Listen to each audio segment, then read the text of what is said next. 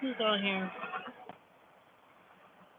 I'm just gonna wait for a few more people to get on and start my live stream.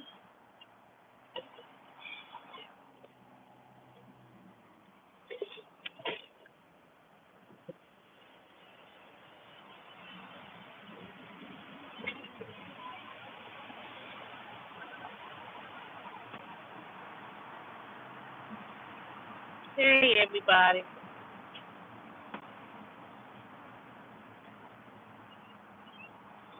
DirecTV, $35. Yeah, right. Hey, y'all picking up steam?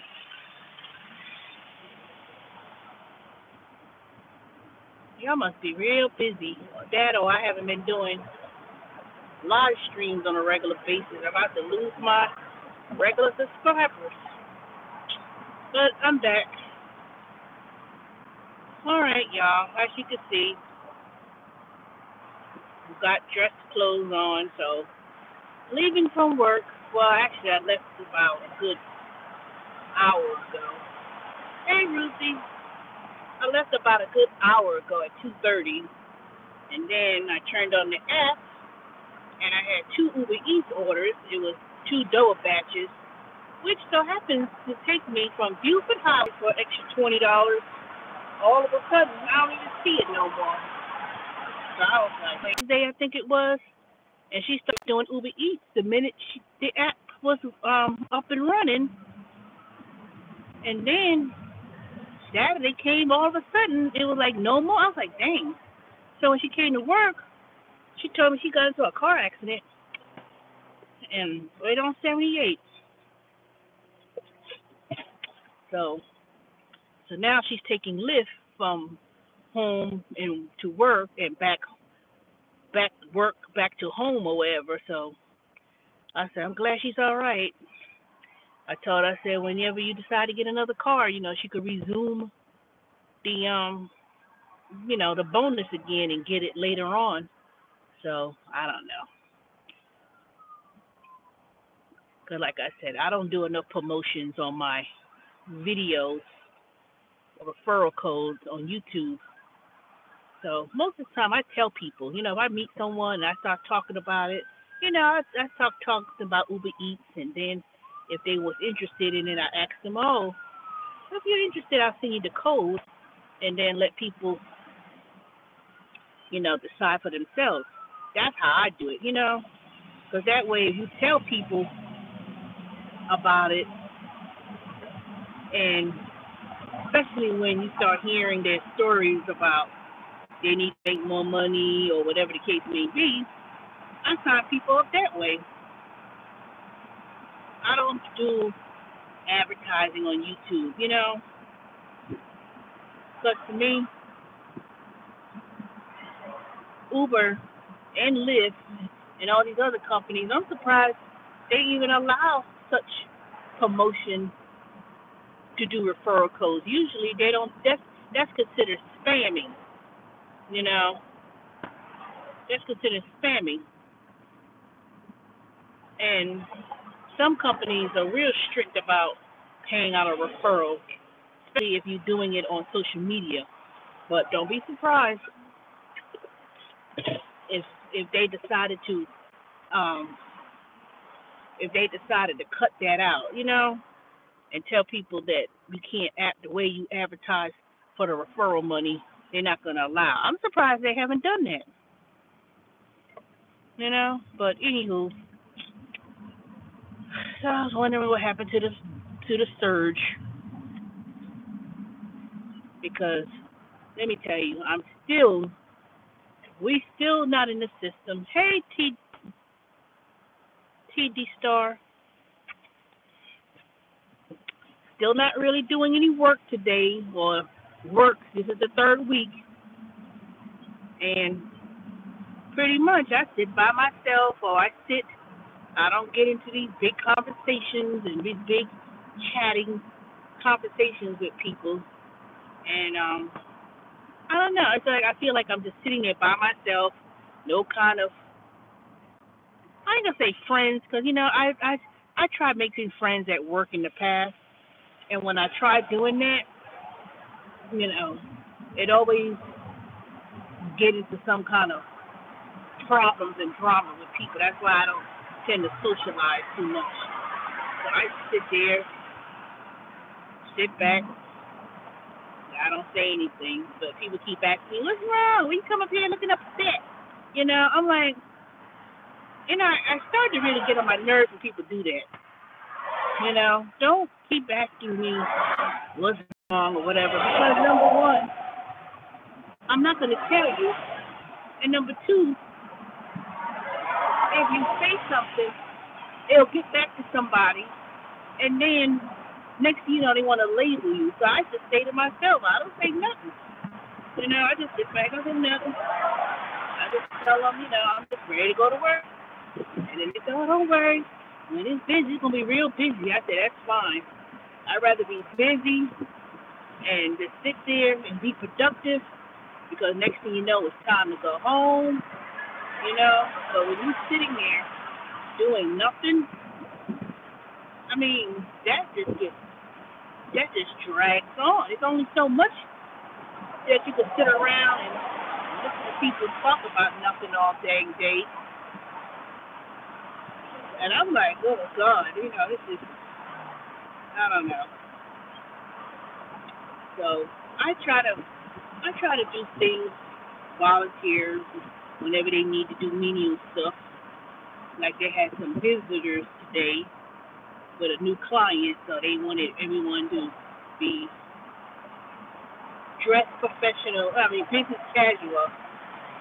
And they were just going around all day trying to spruce up the place, and had all these walls of certificates, and they needed somebody to put all these 100 certificates up on the wall, cutting Velcro. And I said, okay, I'll do it. Me and this other girl on the team, we was doing it, putting them certificates on the wall and everything else. And there was, I figured, it's better to get your face out known, to know that you're a team player. And, I do stuff like that to show that I'm a team player, because sometimes people think that if you by yourself, or you stand alone by yourself, and you're not all into that gossip talking and I don't get into all that. I can't stand it. That just drives me up the wall. I'm not a talkative yappity yap person talking a bunch. I just can't do it. That's not, I have very good social skills, but man, let me tell you, these people, I'm like, see, now we upstairs. We're not in the training room anymore. We upstairs with the team, and we just sitting there. So I sit next to somebody so I can watch them do production or whatever. And then it's like, so later today, it was like, Teresa, so-and-so need to do their work, and they need to hurt. I mean, if they wanted to do their work, they could sit there and do their work. I am not stopping nobody from doing their work. Trust me. And the thing about it, they make it sound like they're so much in production, but they're just standing around. I mean, they're sitting around laddy-gagging. Like they seem like they got this sense of urgency of doing their work, and they're not. That's what be killing me. So I say, you know what? I went online, filled out my little career goals and objectives. Shoot, I put myself a goal. One, I'm going to be the top producer. Two, I'm going to get to know the inside neon of within the organization. Three, get the maximum amount of bonuses that they're going to pay. Because, we get bonuses and stuff. So I said I'm going to make the most money in production in regards to bonus. Be one of the top producers and become learn project management, advanced skills, even though it's not going to be needed in what I'm doing because it's very entry level. But I'm trying to get out of that little entry level job and move up into the technical IT, but it's Indian companies. Now, I'm not trying to say that they don't value diversity and they don't value people moving up, but it seems like these people got like this crap barrel mentality. It's like all they talk about is, yeah, I just come to work. I don't care. I don't care. I make mistakes, and they just take no sense of pride in doing it. They just act like whatever. I was like, I said to one guy today, and he was like, I mean, I gave him word of advice. I said, you know what? I'm way much older than you.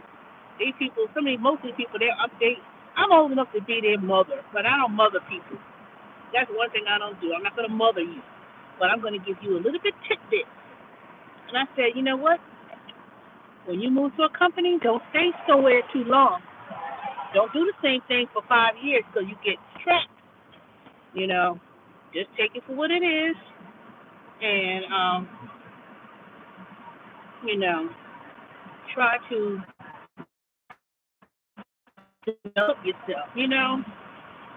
Develop yourself. You don't have to wait to develop your skill set. You could do stuff that on your own. But I just sense that most of these people in here, they don't got it. They don't have that sense of learning, and they just don't. They, they just don't have it. And I say, you know what? I'm not gonna put myself in that situation.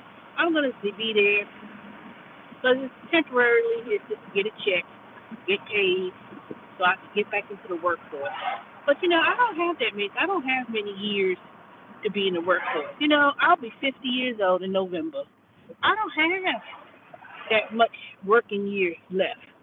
I probably got a good 15 years. I mean, right now, if I really wanted to try to progress in a company, I don't have much wiggle room to to um to move within a company, to move up coming off the street. That's why I'm trying to take advantage of what I'm doing internally and trying to really crack that feeling of, and it's not even about age or say somewhat race, but because the fact that this is a different, Indian-based company. Um, I don't, I don't really see, I don't really see like I can't say the upper management, but I dealt with the person above me. He was real nice. He seemed to take real concern. And I think he really looked at what's going on around him. So, he asked, when he said he needed two volunteers to put up the board because they had these big VIPs coming in today, visitors, and they was running around making sure this was done, and so they wanted me to sign on to a new client. So me and this other girl, we volunteered, even though he asked me, who do you like working with, to work with you? So I said, I don't know. I said, just pick anybody. Because to me, I didn't want to say, oh, I can't work with none of them. Because in actuality, none of them wanted to do it. So this one lady, she came and helped me. And then they had this one girl, here she come. A good hour in it, here she come. She's already been trained, and she worked there before, so she's supposed to be sitting at her desk working and working with her team, but she's going to sit there and tell the other team leader she's not going to do it. I'm with my team. I'm not going back over there to be sitting and chatting with somebody. I was like, you know what? How can people have that disregard to see the problem? Let me tell you the problem is. The problem is that they got a lot of people, millennials, that's been put in charge because they was there 2 years little bit over 2 years ago when they first opened up. And because they were there and lasted the longest, they promote people to team leads.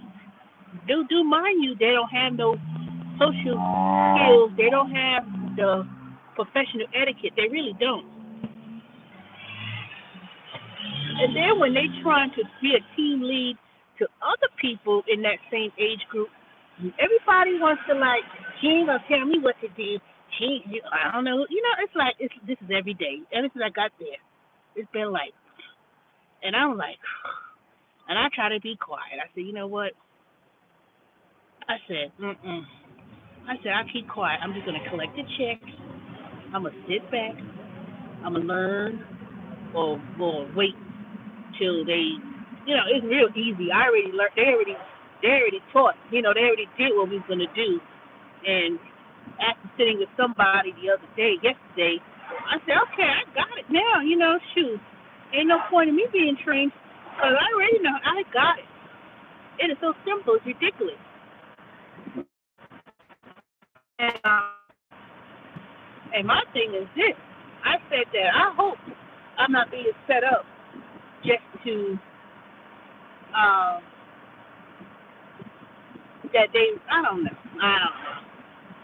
I'm just gonna come to work every day, get my little 8 hours.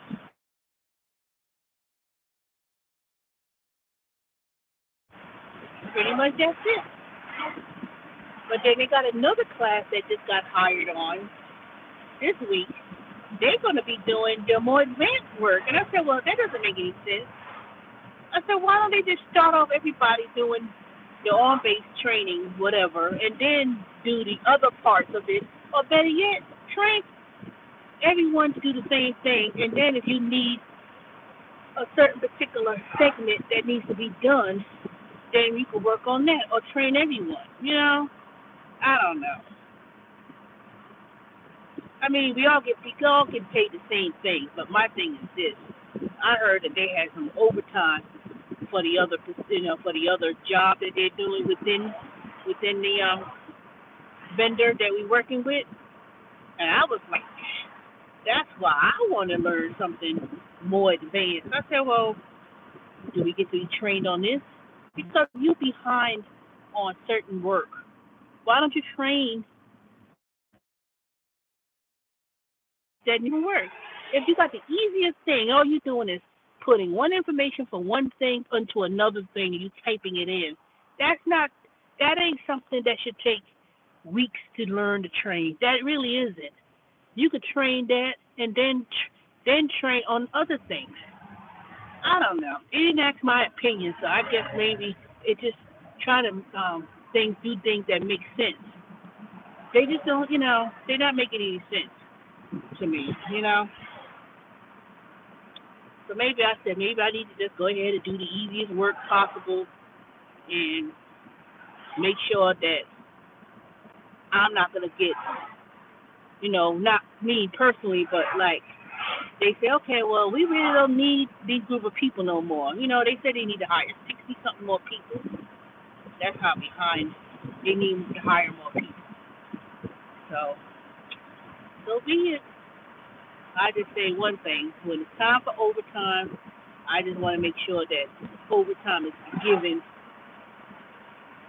equally. You know, that's the real thing. It's equal. Overtime is given on all levels because if we have overtime, at least I have enough.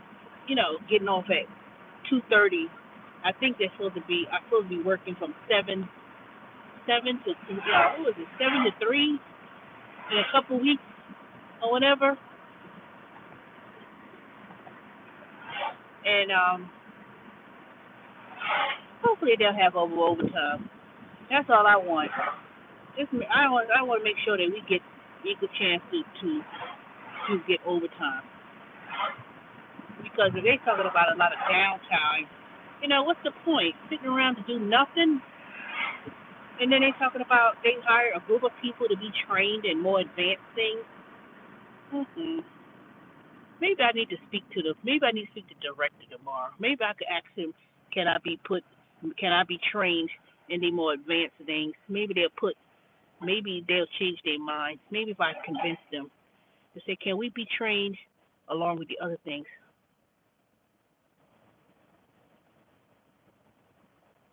What you talking about? What pizza?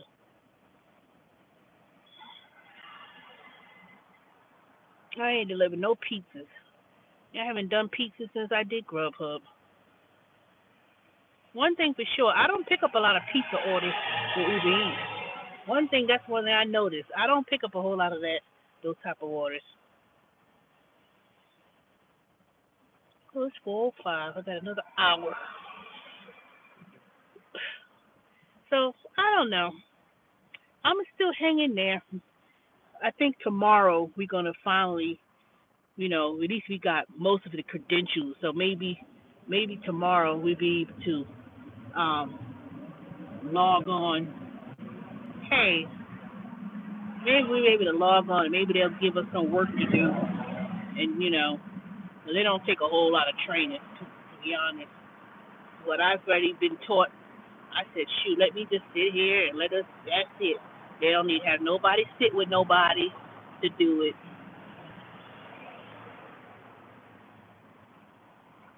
All we need to know is how to log on to the systems, how to log on to putting our own time, and that's it. And all that 30 minutes, all that long ass lunches, even some people do. But I don't know. I like to say it's easy money and it's stress free, but boring free, no. It is only so much sitting around that you could do, and I can't stand it.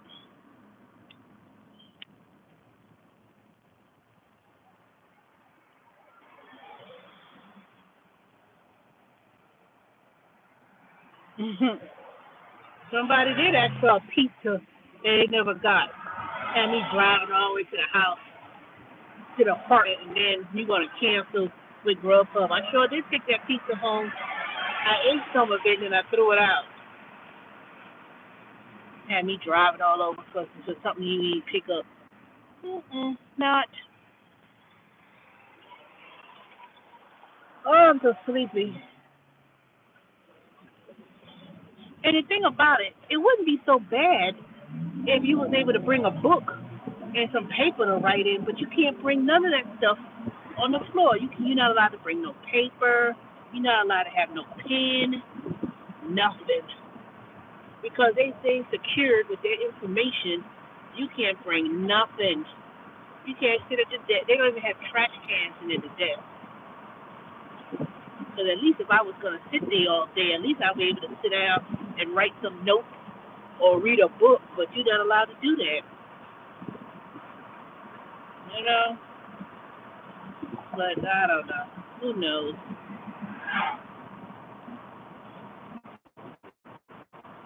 I know one thing. It beats driving all day trying to make $100 with doing these gig jobs. Because my goal is to try to make 300 to 350 a week. But man, trying to do it after I get off from work at 2:30, those orders don't come in until after dinner time, and I try not to do all night either. I'm not doing, see, at least from Monday to, let's say, Thursday. I could do the other gigs. But see, the live has been very good to me.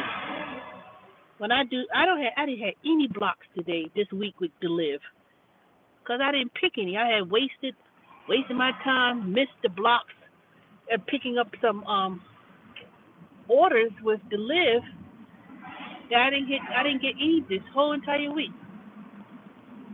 I do the live,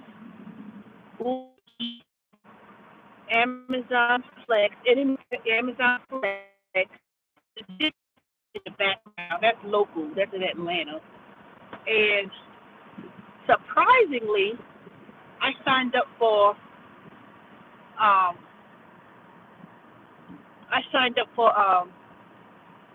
DoorDash but they don't have any more sessions. Like onboarding sessions or whatever you want to call it. So I don't know if I should just go there at the onboarding session with DoorDash and then let them pull up my email account.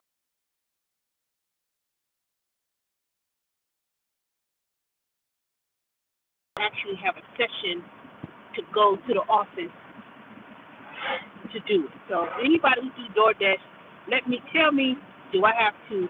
Can I just go to the?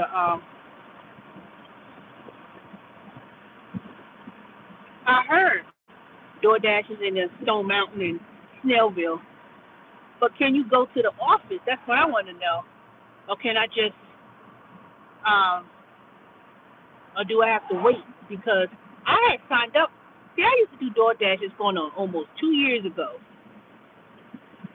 and 2 years ago, when I initially started doing it, it used to be on Edgewood Avenue, and this dang ass, smacking ass, you know, Pecklewood sitting in the office with some sandals. I don't know what it is with these white guys with these dang sandals, and you know what I mean, because I'm trying to be politically correct on this station. You know what I'm talking about. I don't know what it is. They always, every single time I go to a company like that, well, except for we eat headquarters, because it's all bunch of black folks that be up in that dang laptop. But I don't know what it is with these office managers. They all got that same stereotype. Hey, Lynn, want to give attitude and give shade and be all up in the office. I mean, man, please, all you do is sit there all day doing nothing. But I'll never forget that DoorDash guy. I know he don't work there no more. I doubt it. But they were trying to, they took me off from DoorDash almost 2 years ago. But see, the thing is, you can always sign up under another phone number and email address. And it's been so dang almost long ago, they'll probably put me back. But I think everybody in damn Atlanta probably do DoorDash now. They probably didn't have any more slots. But I just wanted to if I get on board with them, I'm gonna get on.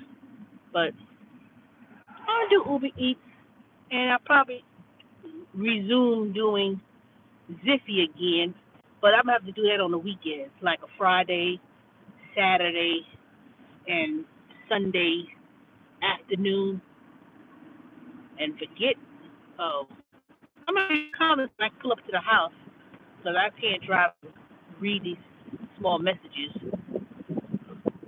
But I'm not doing no 50, 60 hours, So I'm gonna try to utilize my time where I could do it on Fridays, Saturdays, and Sundays. And let me tell you, that Amazon Flex on demand, yesterday I got like 4 different requests. I had to turn them all down because I'm nowhere near Smyrna or Bolton. And they were paying, it was like every day. Every time I turn on the app with Amazon Flex, they have requests. 4 or 5 of them at a time. I was like, dang it. I said, I do not feel like going all the way to damn Smyrna in the middle of rush hour, 5 o'clock, 5:15. Then they had 6 o'clock, 6:30. I was like, you know what? I'm not trying to stay up there till 9:30, 10 o'clock at night, delivering no packages. Now, if it was on a Friday night or a Saturday, yeah, I would do it. But not early in the week. Monday, Tuesday, Wednesday, no. So I've been getting a lot of Amazon requests. Now I don't get as many restaurants. How did you like doing the Amazon? Okay, I'm gonna go back and read your previous messages. Oh, I'm home. 4:14. All right, let me see what y'all are saying. So hey everybody, Ruthie, TD Star, Metal Gear, Crown Man,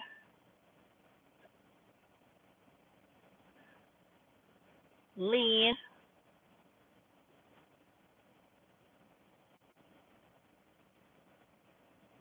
Who the hell are you? He's about this. That woman hates life. I know you ain't talking about me.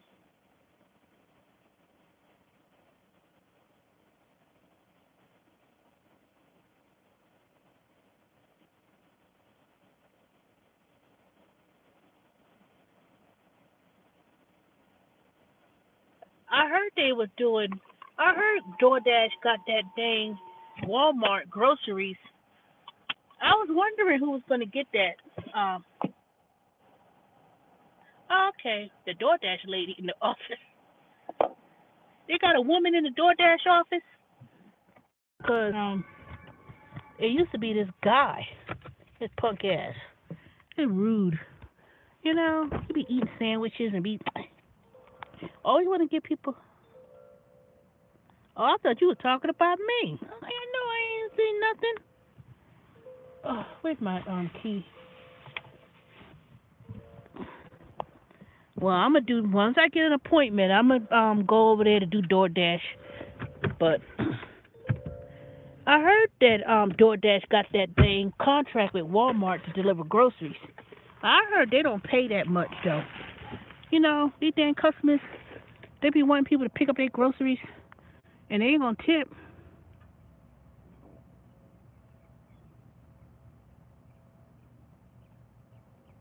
Yes, a woman. In November was a guy.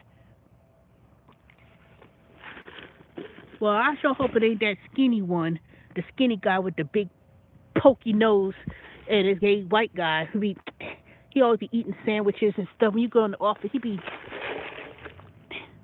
ain't get an attitude. I'm like, God dang, what the hell are you there for if you ain't gonna help nobody? You know,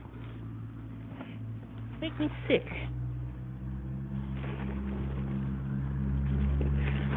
Then he trying to call me out all in the office when we know that first week I did DoorDash. We gonna have to suspend your account because we got a message saying you went in the office and um they said you cursed on the line. Really trying to get a little attitude. All right, hold on, y'all. I'll be back.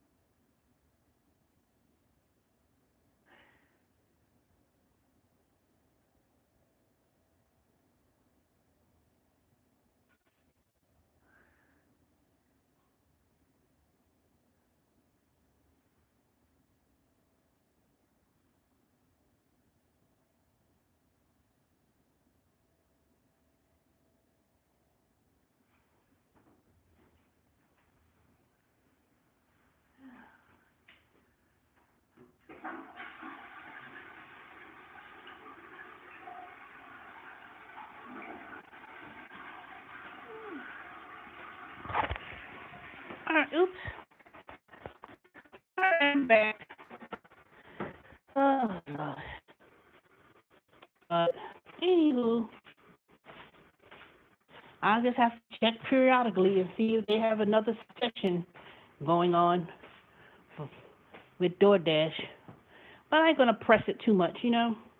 As long as I got some hours um, with Deliv, I could pretty much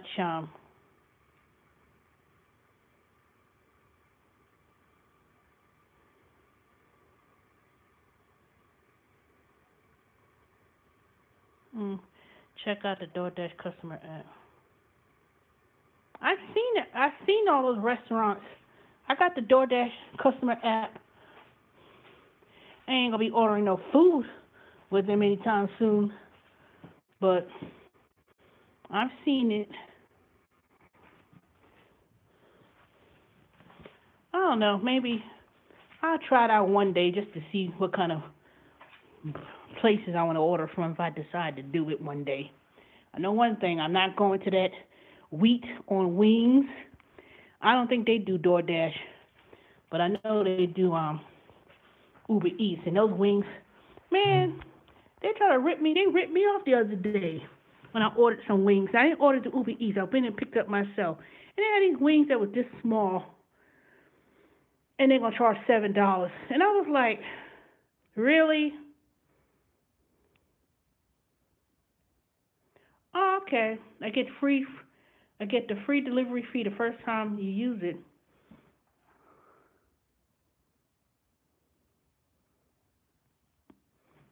Okay. Yeah, them. Rip off. I went in there. I was like, what the hell? What's up with these wings? Oh, the distributor, you know, it was marked, we ordered medium wings and we got small and da da. I said, well, what they got to do with me? Y'all made a mistake with the distributor of the wings. What they got to do about fixing the price or giving me another order? You know? Okay, next time you come, we'll give you 5 extra pieces. Shoot, it'll be a long time before I go over there.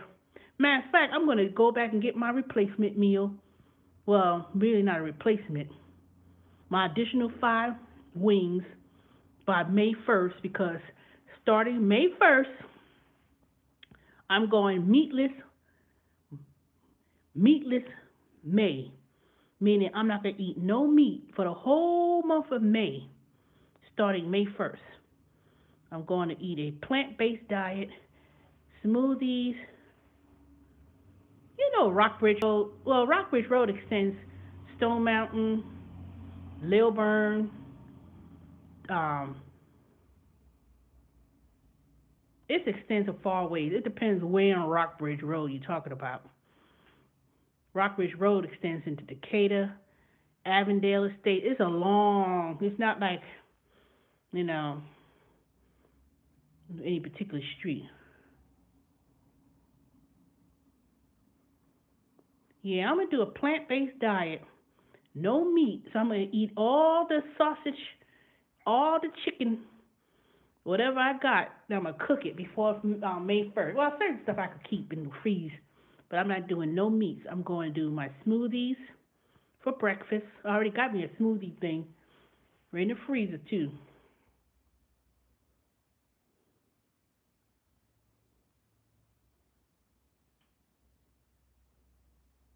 Mm. When you pick up food for customer service, did the cashier give you that look that you're supposed to tip with company card? No, I don't know what you're talking about. I ain't never get no tip with a customer card. Which service you talking about? Uber Eats? Cause see, when I do Deliv, I don't get tips with Deliv. Deliv is a delivery service. Man, Grubhub, they sick. Bump them. Grubhub, they already tip on the app.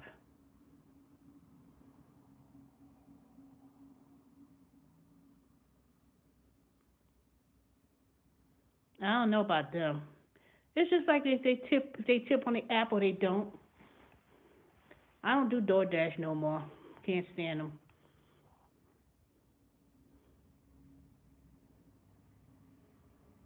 You just get the food. I thought you already know this, Crown Man. Grubhub is just like Uber Eats. You pick up the bag, and it'll show you the tip and the mileage and the fee. So if it shows on Grubhub that it's $12 or whatever, that's what you're getting for the whole mileage, fee, and tip. No, because if they pick it up for Grubhub, they know. They know they just pick up the bag. The only one that you gotta pay with a card is that dang DoorDash and Postmates. Everybody else, the food is there. You just pick it up, grab and go. And you know what? If you want to get free food, go to damn Olive Garden. Go to Olive Garden because they put all the food on the counter. All the food is laid out, no matter what. And if you would say, "Ooh, somebody got some Alfredo," you could actually take those customers' food and say, "Ooh, I got me some free dinner," and you could actually walk out with the bag, with somebody else's bag, and walk straight out. Olive Garden don't even care. They put all the food on the counter. It could be DoorDash, it could be Grubhub, it could be Uber Eats. And if you look at the bag and you see a big bag, you can literally go up there, grab a bag, and walk out with a bag of food easily. They don't even check. They don't look. They don't even care. I was thinking about that one day. I said, no, that's stealing.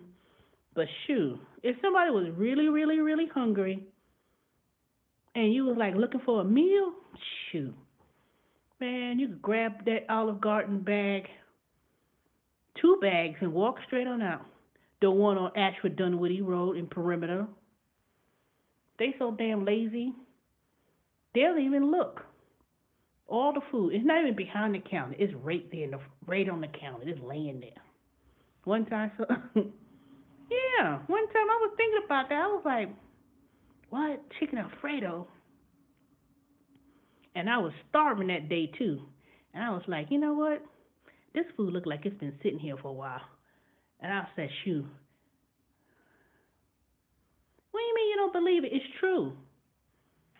I've been in there many of times. Matter of fact, one time I went to pick up some food with Uber Eats with the Olive Garden. Sometimes you get double batches with the Olive Garden.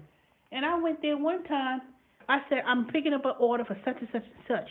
Somebody took the bag, took the order already, and took the wrong food. And I had to call Uber Eats um, and tell them that someone else took the order, and I had another order.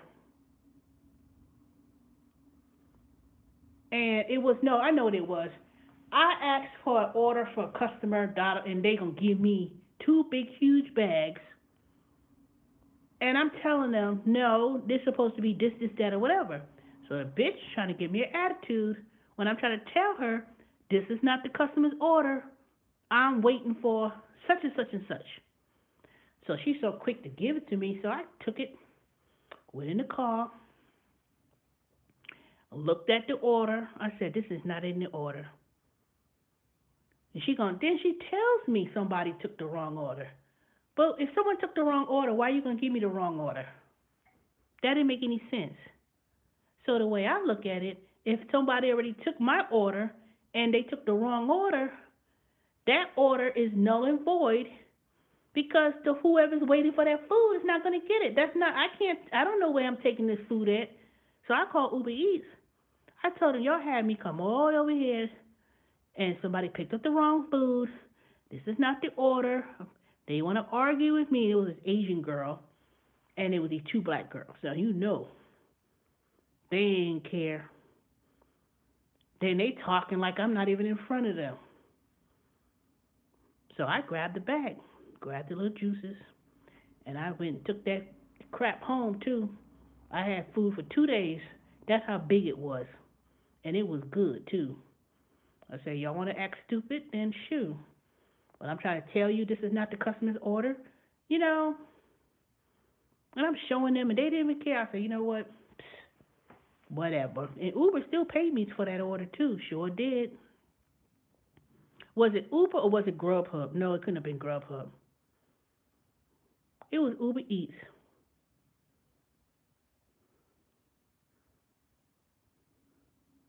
I'm telling you, it was the Olive Garden. That's where they did it at. They always done that. They always act simple minded and dumb.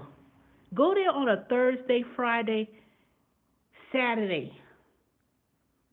It's so damn much confusion over there. You could come up there and get free dinner every time. But I say, you know, I ain't gonna do that because number one, um, I don't even too much care for Olive Garden. Now, if I look at the receipt, I could look at the receipt and say, okay, let me see what they got going on. And I said, well, okay, I can eat that. But they mess it up every time, every single time, every time. Cheesecake Factory, they the worst too. I hate Cheesecake Factory. I did Cheesecake Factory with DoorDash.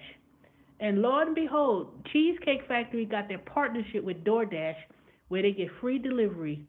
You in and out of, you're going to be going back and forth, back and forth, back and forth with DoorDash with that damn Cheesecake Factory. And they get a little attitude too. And the manager, they be sitting right there in the front of you talking about, I hate DoorDash when they have these promotions. Man, you wait till the summertime comes. Because that's when I did DoorDash almost 2 years ago. During the summer, that was a headache up there in Lenox Mall. That Cheesecake Factory over there. Boy, I swear it was getting on my damn nerves with that. That people always want to order the cheesecake. Then it got to be perfect, you know. And then the thing, you know, ooh.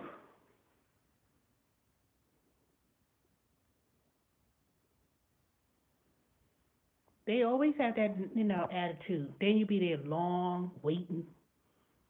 You know, you be waiting for the order. Mm-mm. I know there was a reason why I didn't too much care for DoorDash. It was that damn Cheesecake Factory.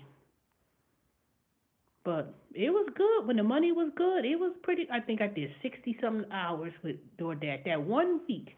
I think I made $650.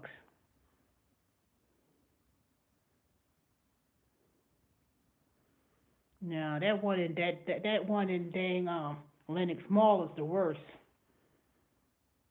Not Lenox Mall. Was it Lenox Mall or was it Perimeter? Lenox Mall. That's what it was. They're the worst because you always going to the condos to deliver that food.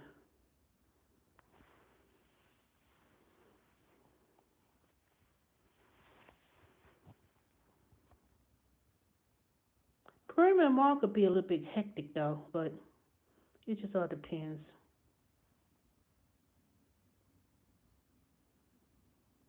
Mm, you know what? Since I started working, I haven't really been hustling with these gig jobs like I used to. I did the live last week because I had some deliveries, but I'd be traveling like 60 something miles around, you know, total plus the $13.50 per hour when I'm on task.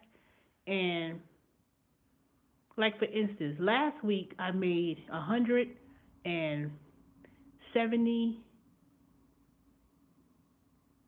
I made $172 with the live, and that was for 2 days. Was it 2 days or was it one? No, it was 2 days. It was like 8 hours because it was like 4 hours on the task and then the mileage, and then I was on the clock for the live, but they didn't have any deliveries, but they still pay you. So I don't get the full.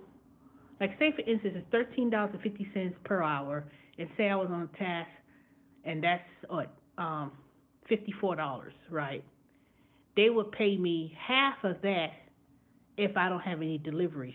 If I don't have any deliveries or tasks to do, so I still get paid, but I only get paid half of the fee. And But if I have a request, if they say, okay, somebody wants, you need to go to Bloomingdale's, Macy's, or wherever to pick up the orders, then that's how it works. So it pays better than Amazon, to be honest, because Amazon, they'll pay you $75 depending on the time of the day. If it's like 5 o'clock in the afternoon, middle of rush hour, 5:15 to to 3 hours, then it depends how urgent it is. Because a lot of people must have been canceling that Amazon for packages because it will pop up 10 minutes before the block goes. I'm all the way in Stone Mountain, or I'm all the way somewhere else, nowhere close to Smyrna, and I don't even know where Bolton is. But I think I passed by Bolton Road, so I think I have an idea where it is. But I'm never near Smyrna or close enough to get the packages.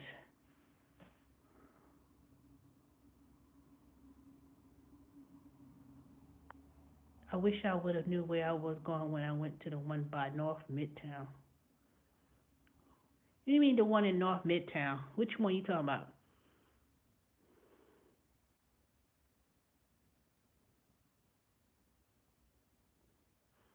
When they sent you to Tyrone and Palmetto, doing what? Packages or was it Amazon Prime? Because I've never done an Amazon Prime order. I've done an Amazon restaurant, and that pays pretty good. Oh, Amazon Fresh. No, I don't think I ever got an Amazon Fresh. No, I guess I did. It was, but see, I be getting these orders at the last minute. It'll pop up 5 o'clock, 5:15, and I'm like, and it'll be 4:50. I'm like, really, Amazon? You gonna send me an order after the fact? Sending you to the damn woods. See, that's why I just try to stick with the Amazon restaurant. I'll turn on the app, especially if I'm in Buckhead. Then I know I could get, I may get a restaurant order, but it's not as quick. Oh, that happened to me one time. I was all up in the sticks somewhere, and the GPS, no signal. See, all you have to do is look at the package and put the address in your phone. See, if the address is on the package, I just use my GPS navigation system in my car. That's why I love my navigation system in my Kia. I can just type in the address, so if the phone ever goes out, I just put the address in my GPS in the car, and it'll never go out. So I'm gonna keep driving my Kia until it can't drive no more. And if I ever get another car, it's gonna have that GPS system in it.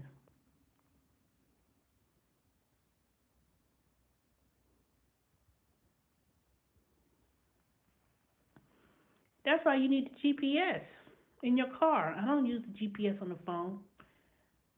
Because if you have the package, you have the address. All you have to do is look at the address on the box or on the bag.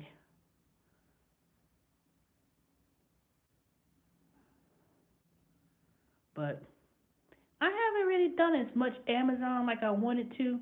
But pretty much my apps are Deliv, Amazon, Uber Eats,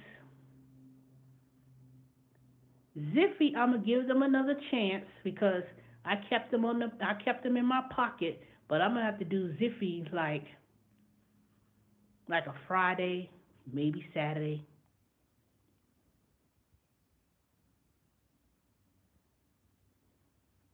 Yeah, you got to keep it updated. But my car got that system already built, so it's automatically going to update automatically. But you can't use this GPS, the phone, because the phone goes out, the battery's dead. That's the end of that. That could be a headache.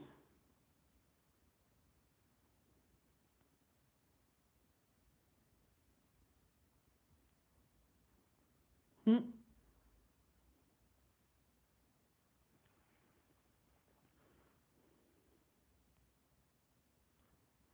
Yeah, you got see. You can't see. That's a mistake. I see. That's why I didn't like doing Grubhub no more. Because see, I had devoted too much of my effort, too much of my time with Grubhub, and when you put it with Grubhub, oh, you were talking about timeout.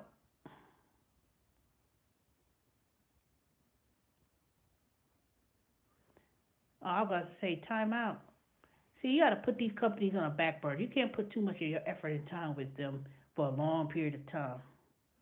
Because I know there was a couple people, they was always talking about Uber Eats, Uber Eats, Uber Eats, showing their pay all on their videos. Then they was started. Then they started to sign up with Grubhub. And this person, he's in Florida, and that's the only job he has full time doing that. And last week he was showing his earnings.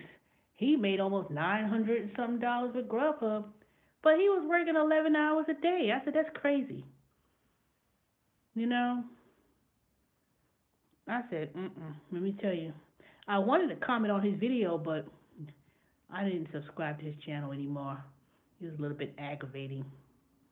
Because sometimes you try to tell people stuff, and they always trying to, they always trying to make it seem like what you're saying is not correct. And I was like, that doesn't make any sense. If you have a bank account at a bank, it has nothing to do with the state you live in when it comes to, it was things he would talk about at a bank. And I was like, no, that's incorrect. Don't make comments that's not true. Then when you try to correct people until they don't make them sound foolish on the channel on YouTube, they were trying to say, it's different with my bank. This is a national bank. Wells Fargo, Bank of America, those are national banks. It has nothing to do with you live in Florida, I live in Georgia. Only thing difference is the routing numbers would distinguish with the account when you reside in the bank. I don't know about that. Postmates,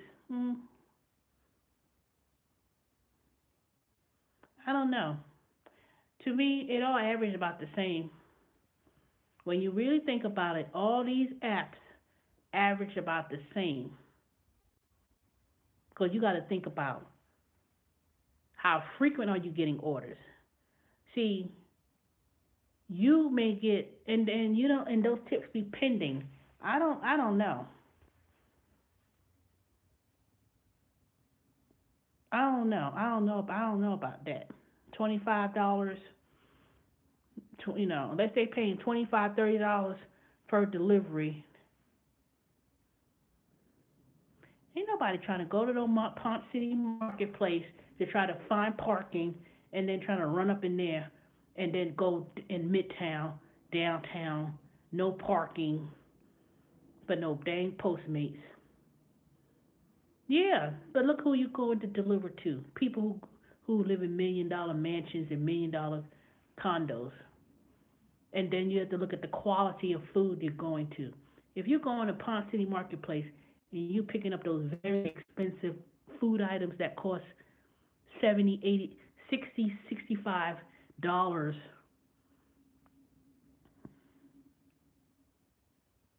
yeah, that one little space, that one, two little space is free. That's it. But go on there on a weekend. I know what you're talking about. I've been there before. And you better not be there all. You better stay beyond that time because they have a car. They actually have a scanner, and if you've been there longer than the allocated time, you will get a boot or you will get a ticket. I know what you're talking about. I've been over there.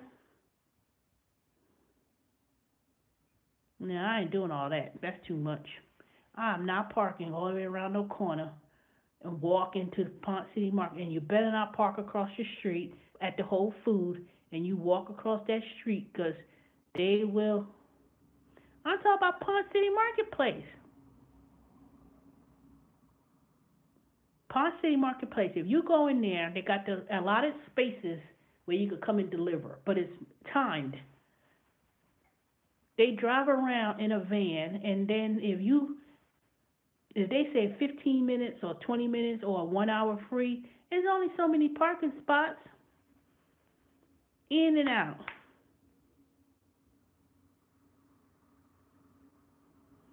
And then there's another one. There's the other place too. Um, I know you're talking about. It's the other one. Krog Street. That's the one. Krog Street got a lot of parking. That's really good. But that dang Pond City Marketplace, there's only two spots, maybe three, but I think it's only two. And you can only be there for what? Maybe an hour? I don't even think they give you that.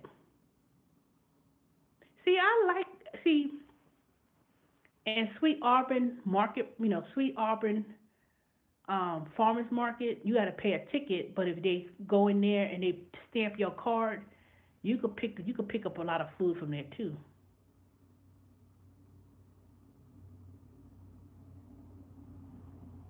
Yeah.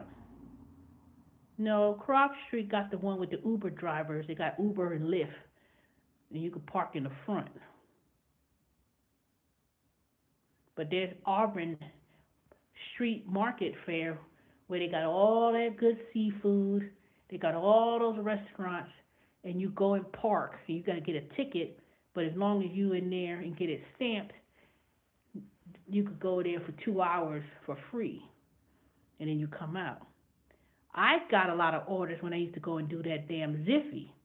See, Ziffy is good, but the only thing about Ziffy is they always want you to go down straight ass downtown. So I'm gonna give them a chance again. I'm gonna be patient with them again and do them again. Ziffy pays pretty good because the customer has to sign on your phone, and then they can leave the tip, unless they start being cheap and try to use um what you call it. They try to use that third party Chow Now, and then they don't have to leave nothing, and they don't have to sign for the food. But if they use that damn Chow Now, yeah, it does. They have a map, and it stays within the zone. So if you're not in that zone, then you go outside, it'll tell you. But most of their restaurants are Midtown, Ponce, Ponce de Leon area, and Sandy Springs. Yeah, Chow Now. Chow Now is not a delivery service. Chow Now is a app where people can order food, and Chow Now actually Postmates. Some people use Chow Now in order to Postmates. Yeah, I've seen that delivery.com. There's another company too. They do local though. I saw them on the other day. They do deliveries for Gwinnett and Lawrenceville, and I had got the card too. It's a local delivery company, and they do deliveries. I think I got the card in my dang. Let me take off my work clothes, put on my regular clothes. There's a lot of these local companies that do it. But like I said, I'm gonna keep them. I'm gonna keep it in mind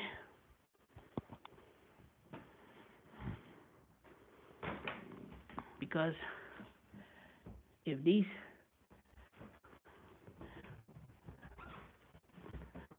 companies were to ever act up, and I get back to doing these 1099 gigs again,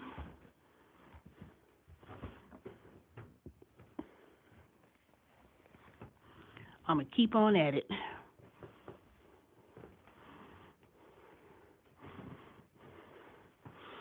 But I ain't gonna put so many hours. I need to determine what hours I want to work, and also still be able to make a certain amount of money each week because yeah, I'm gonna keep on keeping on. I'm gonna keep on keeping on because I know one thing. I'm going to try to keep my mouth closed, do my work, and all that little slick talking that people be trying to give you the side eye and shade. Trust me, they don't want me to say nothing back. That's why it's best that I walk away. Because I said, you know what, let me walk away. So these people are acting a little bit too extra.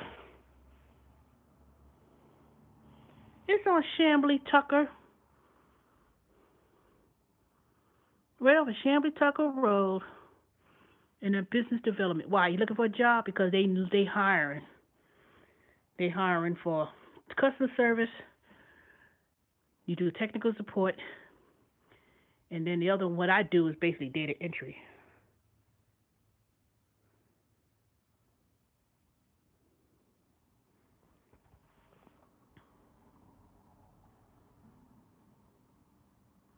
You know what? That's true. They're gonna have many jobs, but the type of jobs is gonna be obsolete. Oh, DoorDash is everywhere. They ready to trust me. They over there too. I know. I told them already. I said if y'all ever order Uber Eats and I have to come over here and deliver your food, y'all better tip too. You saw my video this morning.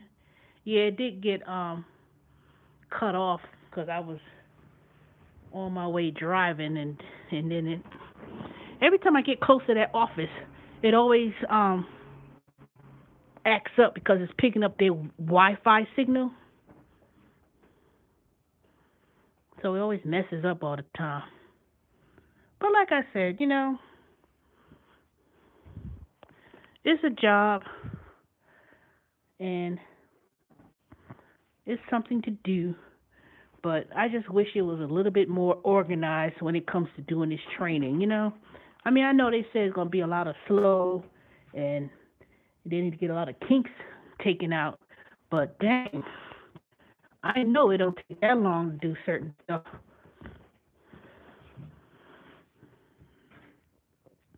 But to me, they need to stop that.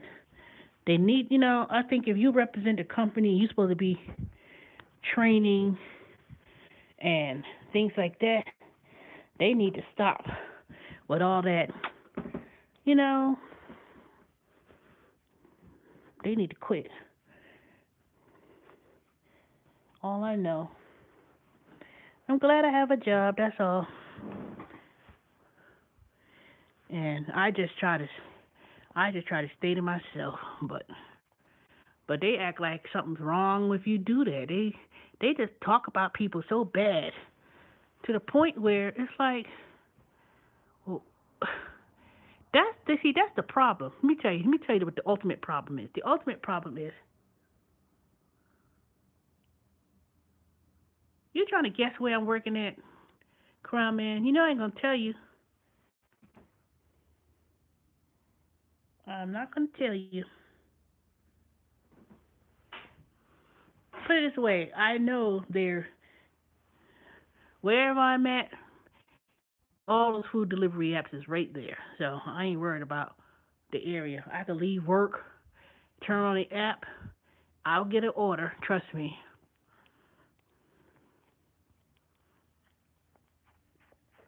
I will get an order. All right, hold on for a second. Let me change out of my dress shirt, put on my t-shirt and pants so I could what time is it? 4:54. I think I'm gonna wait till about 5:30 till I turn on Uber Eats. Wait till everybody get home from work. Everybody coming home now, so let me see. What's today? Wednesday. I'm gonna see if Uber Eats gonna be busy. It's hard to say. Wednesday. Is Uber Eats? You think Uber Eats in the evenings is gonna be not busy? Cause I tried to see if I could do $25. Yeah, they always got boost 1.1. 1.1 boost. That's all it is. It ain't. It's not going to be 1.4 or 1.5 until Friday. like towards the weekend, Friday, Saturday, Sunday. But early in the week is 1.1. I am not trying to be all the way up in downtown and midtown and closer in town for 1.1. I'm out to do that close to the house. You know, I had the two orders today.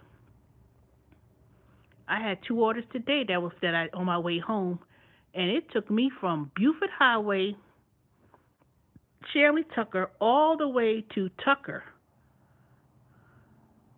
It took me all the way to Tucker, and they said it was like 15 minutes away and stuff. So it was almost 9 miles total. So I didn't know how much they had paid me, but it was no boost. It was a regular pay. So I'm hoping that or something. Maybe I get a tip from one of those customers. One was a white guy and one was an Asian guy. I don't know what it is yet because it didn't update yet. But yesterday, well, not yesterday. Yeah, yesterday I did one Uber Eats order, and that had paid me. It was $5 and some change, but I wasn't going that far. I think it was like 2 miles, 2.5 miles. It was $5 and some change, but it was no boost. It was just regular. So if I do it during a boost, that's an extra $1 to $2. If it's 1.1, because 1.5 or 1.2 or 1.1, 1.1 is only an extra dollar per mile. Yeah, not $1 per mile. It's an extra $1 to $2. If it's 1.6, it may be $2.50 something cent. If it's 1.7, well, 2.0, that's good too, but it just all depends on what it is. And then Uber has it where you don't have to accept every delivery just because it comes through. There's no cancellation rate and there's no acceptance rate. They don't even base it on that anymore. It's strictly on you can take the order or not. So if it's far or whatever, you don't have to take it. You can just say decline, thank you, and that's it. But like I said, see, the reason why I think Uber Eats and all these companies pay about the same because even without tipping, if you could do 3 orders per hour with Uber, and it's typically $5 average, that's $15 an hour that you can make with Uber Eats if you're doing 3 deliveries at $5. The same DoorDash that pays $12, but it takes you 20 minutes, 25 minutes to get there, wait for the food, wait for it to get cooked, then you're driving another 20 minutes. You're not taking as many orders if you're waiting as long to do DoorDash. So that's why I so keep saying it balances out the same way. If you think about Grubhub, same thing. Grubhub pays a guarantee of $10 an hour. But see, Grubhub think they slick. See, Grubhub be doing that slick stuff. They could, you would never make more than the guarantee unless you're fast with those deliveries.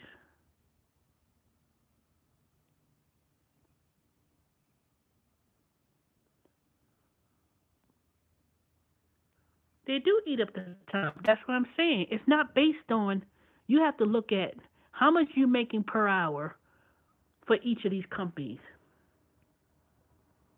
Not even talking about the tip because, like I said, the boost alone, and if Grubhub ever gets back that damn Quest,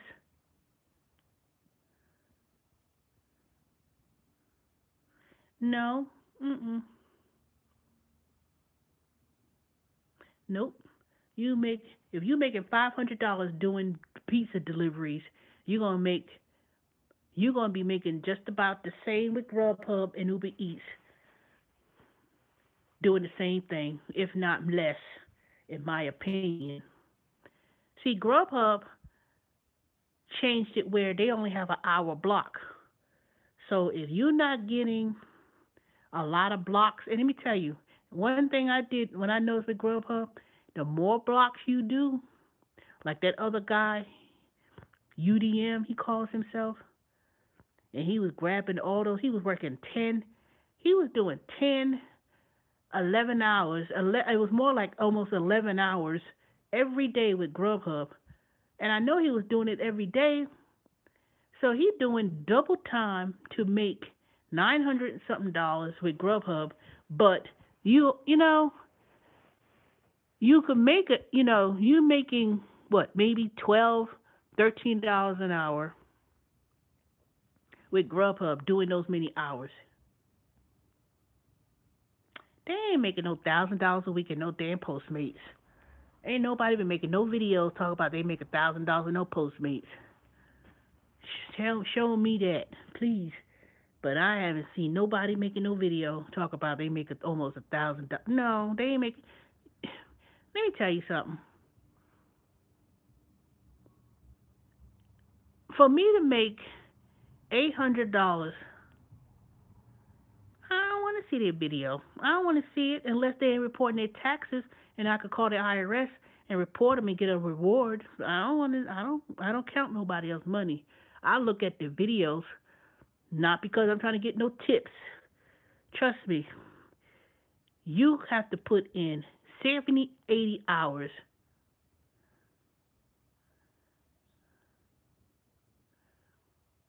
You have to make in order for you to make $900 to $1,000. You have to do 70 hours a week, 80 hours to get $900 or 1,000, and that's if you get a couple of generous people who tip. I'm telling you, I've done this too long. I've practically done every platform you could think of except for Lyft, but I've done them all. From grocery shopping, Postmate, DoorDash, Grubhub, Uber Eats, what else? Ziffy. Well, Ziffy, but I didn't do Ziffy that long. I've done it sporadically. But with Ziffy, the only thing advantage Ziffy got over all of them is customers tip rate on the app when you giving the phone to sign for the order, unless it's an order over $100, then it automatically gives you the 20% gratuity, as long as they don't use that damn chow now. But they all pay about the same. I'm telling you. Which one I've made the most money on out of all the platforms? I can't say which one I made the most money on because when I put because that's relative. If I did Instacart or Ship and I did 60 something hours, I'm going to get about $700 with both of them working those many hours.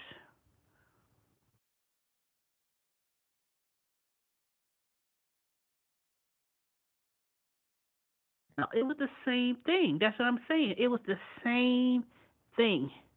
You don't make see all these things people talking about diversifying. You can't. First of all, you can't do two apps at the same time because the only way you could do two apps because if the only way you could do a two app system is no, it ain't that much different. I mean, I know what you're saying, Lynn, with the market, but to be honest, it really isn't because you're gonna make whatever money you make in your market. That's what your average cost is gonna be where you work in your market. Somebody living in San Francisco doing the same 70 hours, making $1,400 in San Francisco, is not gonna be the same money doing the same 70 hours in say a smaller market like South Carolina. San Francisco, they they pay the rate is higher because the cost of living is higher. The cost of living and things like that is going to be compatible to where you live. It's still you still making the same amount of money, but it's based on the cost. You know, I could find an apartment for $900 in Atlanta and make that same $1,000 in Atlanta, but yet the same and the gas, the prices of gas, so all of that is relative. So when people say, "Oh, it depends on the market that you in," it's all relative towards to the cost of living of where you live in that applicable city. I'm not going to get paid New York money and live in South Carolina. It's just not. Everything the cost is different in each of those cities. So it's like you're making the same thing, which is still compatible in the same, doing the same platform. All these companies pay different prices. It's because it's relative to where you live. Instacart. Instacart will pay $10 and some change. Well, before they robbed everybody to death, it's $10 in one market. But if you go to Portland or Seattle, they may pay 13. But the cost of living is expensive in Seattle than it is in Atlanta. So what you spend, the same amount of money that I'm spending, $5 is not going to be the same $5 in San Francisco. I could pay coffee for $5 in Atlanta, but if I go to San Francisco, I can't buy that same Starbucks for $5. They cost $7.50. It may be $2 more because I'm in San Francisco. Oh, I know. I'm gonna give a perfect example. Chick-fil-A, my favorite restaurant. I could go to damn Chick-fil-A in Atlanta, pay $6.88 for a chicken sandwich, wafer fries, and a drink. Go to New York and go to Chick-fil-A. I go to New York, go to Chick-fil-A in New York, and I look up. It costs, god dang, what is it? $8, $9 for the same meal. I'm like, what the hell? I might as well go ahead and eat me a New York slice pizza and call it the day. And I could eat Chick-fil-A when I get back to the South and eat me a $2 or $3 slice of pizza. Those big pizzas that you can fold up. That delicious. You know? So I know what you're saying. It depends on the market. So that's how that goes. Because to be honest, Uber is everywhere. Lyft is everywhere. So a lot of these apps are everywhere. Everybody hears about it, but the pay is going to be based on McDonald's for three value meals is $21. I don't know where you see that at.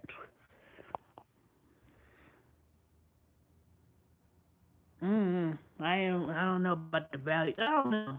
I don't, McDonald. I don't know. Who knows? Like I said, same thing with McDonald's. You go to McDonald's, it's gonna be way more than the same McDonald's in Atlanta. I don't eat McDonald's and fast food when I go to New York. When I go to New York, I don't eat none of the. I don't even touch fast food. To be honest, I don't eat no Chick-fil-A. I don't eat no McDonald's. I don't eat no Popeye. I don't eat none. I don't eat no fast food in New York.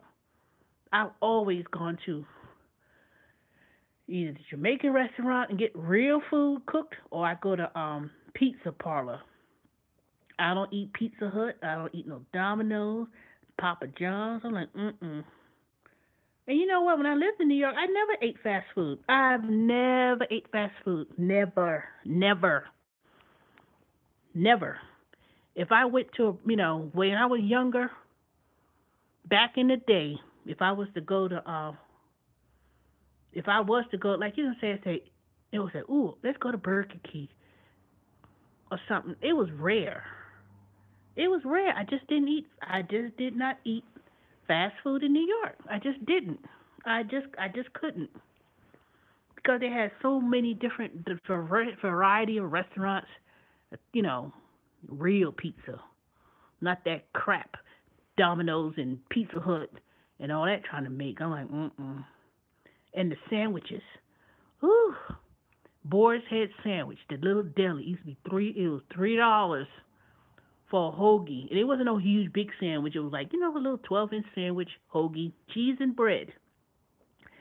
Cheese and Boar's Head meat with mayo or mustard or whatever. $3.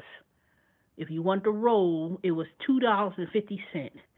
It was so damn cheap. See, Boar's Head is a regular. Boar's Head in Atlanta is $8. It's expensive. I'm like, really? But I love me some Boar's Head. Trust me. Matter of fact, I may order me a sandwich tonight and bring it to work tomorrow when I go out and about. I need to do that before 9 o'clock.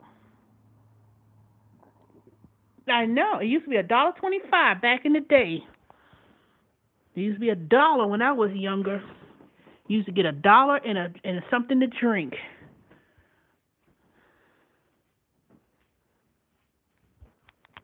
Exactly. It And that's why I be wondering sometimes do people use Uber Eats when they go to New York? Do they do Uber Eats like that? Oh, second, let me put on my pants and put on my T-shirt. I'll be back. Let me put the phone down.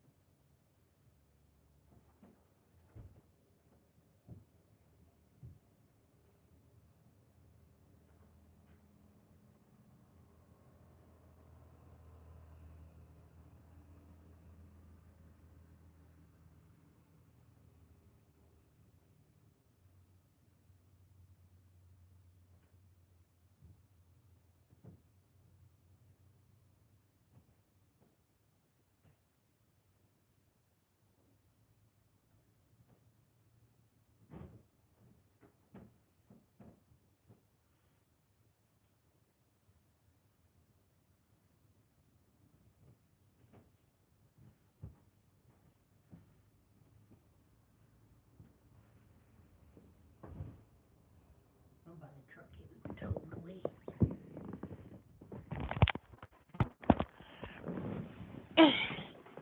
All right, I'm back. Whew. Yeah. But like I said, all these gig jobs, what they pay is all based on where you live. You know?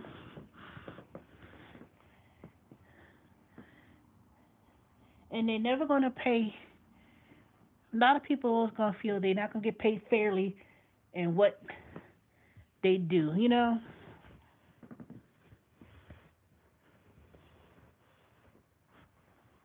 That's why they used to pay a lot. They used to pay a lot of money and used to see all of these videos back in the day. People was making all the 1,600 Uber. But shoot, they was doing that in San Francisco when it was exclusive to people who had money. When they did these apps, all these apps was basically came out of Silicon Valley where it wasn't meant for ordinary regular folks. It was meant to afford to use the service.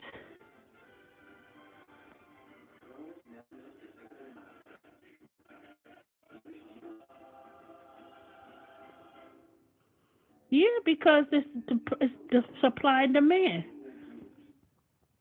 Why you think they was always promoting, oh, drive for Uber, da da da? Because the more people they out there that's driving for Uber, the prices of it's going down. If there were less drivers and more passengers, then the prices go up. That's why I never. That's why I never like when people would keep promoting on YouTube. Do Uber, da da da. You getting $500 or $200. Don't tell you.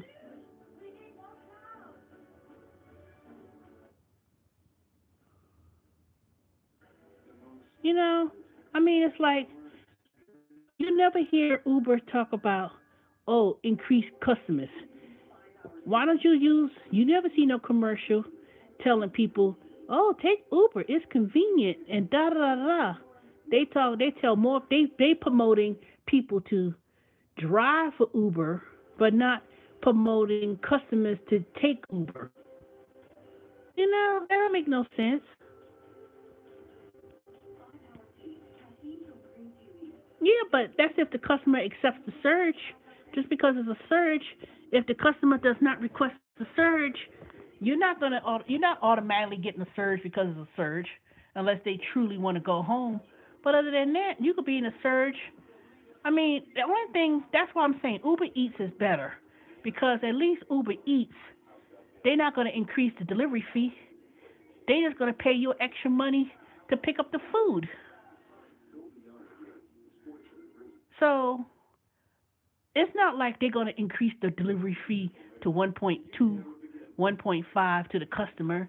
They're gonna eat the cost and pay an extra 1.2 or 2.0 or whatever to do the delivery, because because there's three people involved in that transaction with Uber Eats: the restaurant, who pays Uber the activation fee, and they get money from the restaurant.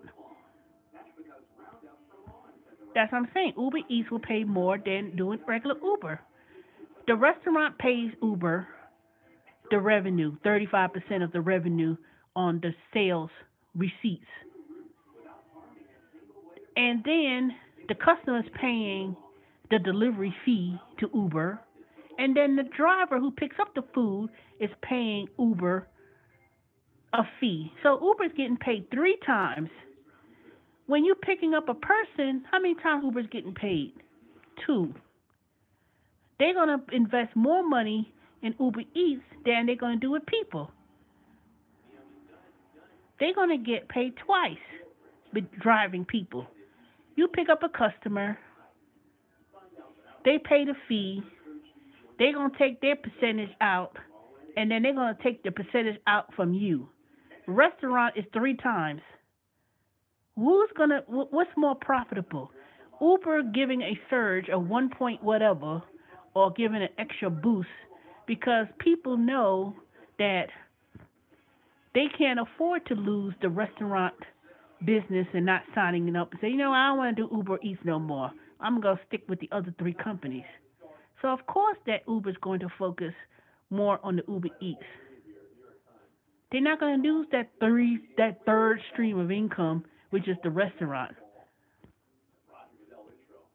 So that's why Uber Eats will always be their main platform, but it's more marketing to do with Uber Eats.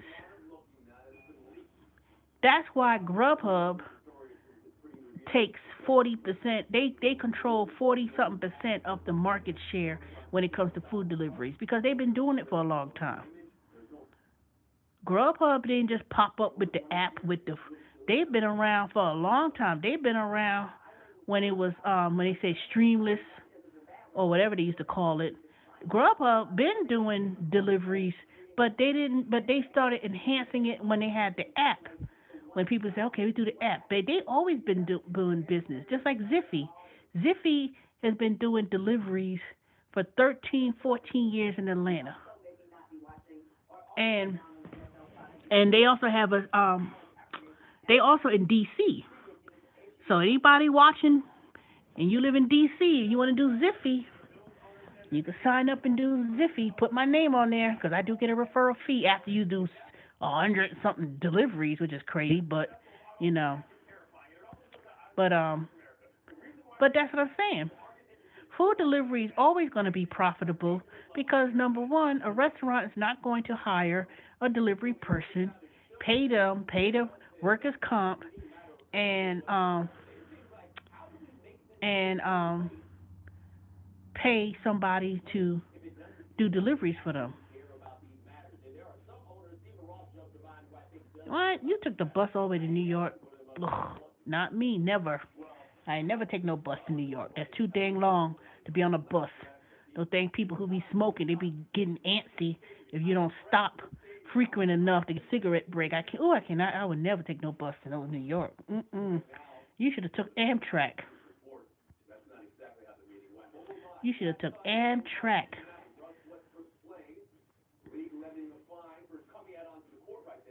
You left your app on. The Postmates was buzzing in the major cities. $30 Panda New York bus. You got paid $30 for a Panda Express order? You talking about? That don't make any sense what you said. $30 Panda New York bus.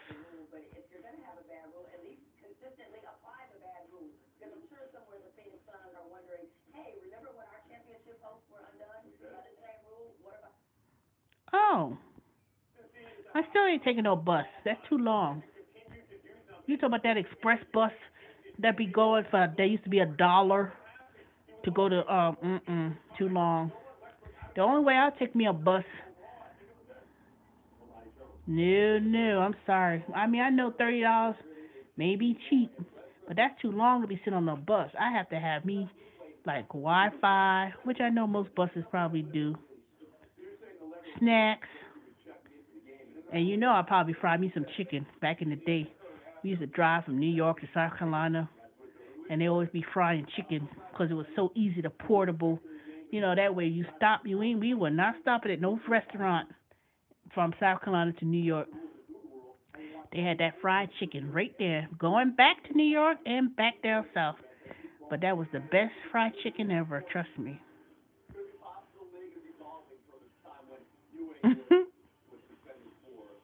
Ooh, that was the best.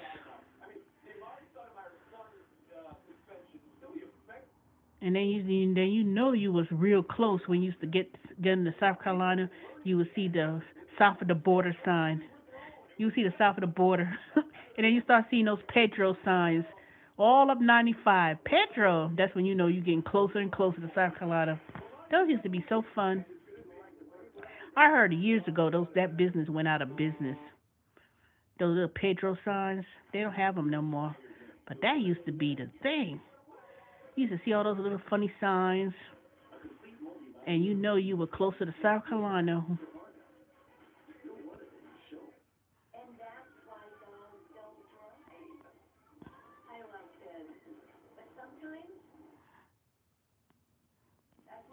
But no, no, taking a bus, that's just too many dang stops. You know. Then you got the nasty bathroom on the bus. Ugh, nope, can't do it. Just can't. Just like that fool, they took that Uber. They put down. They lived in. What was they? They was in Pennsylvania, no, Ohio, and they were so drunk they put a New York address, and the Uber driver gonna drive all the way to New from I think it was Ohio all the way to New York.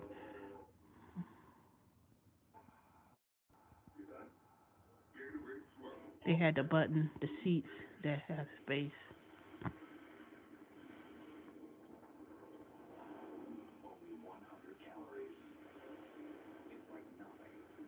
Yeah, still ain't taking the bus.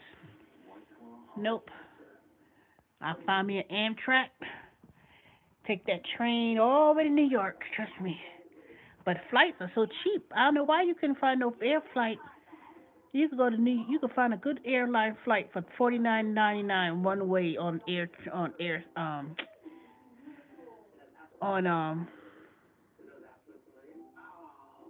Southwest Airlines. I can't take no bus. I'm sorry. I have to be home 3 hours. Yeah, you can find flights for the $49. You got to go online. It's one way though, but that didn't include the taxes and stuff. So you get a ticket from 50 something dollars in New York. You just got to go and find it.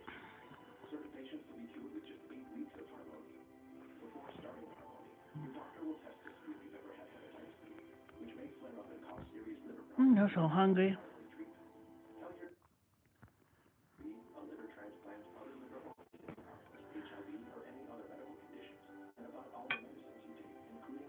Mhm. Mm-mm. You be going through every little country road, every little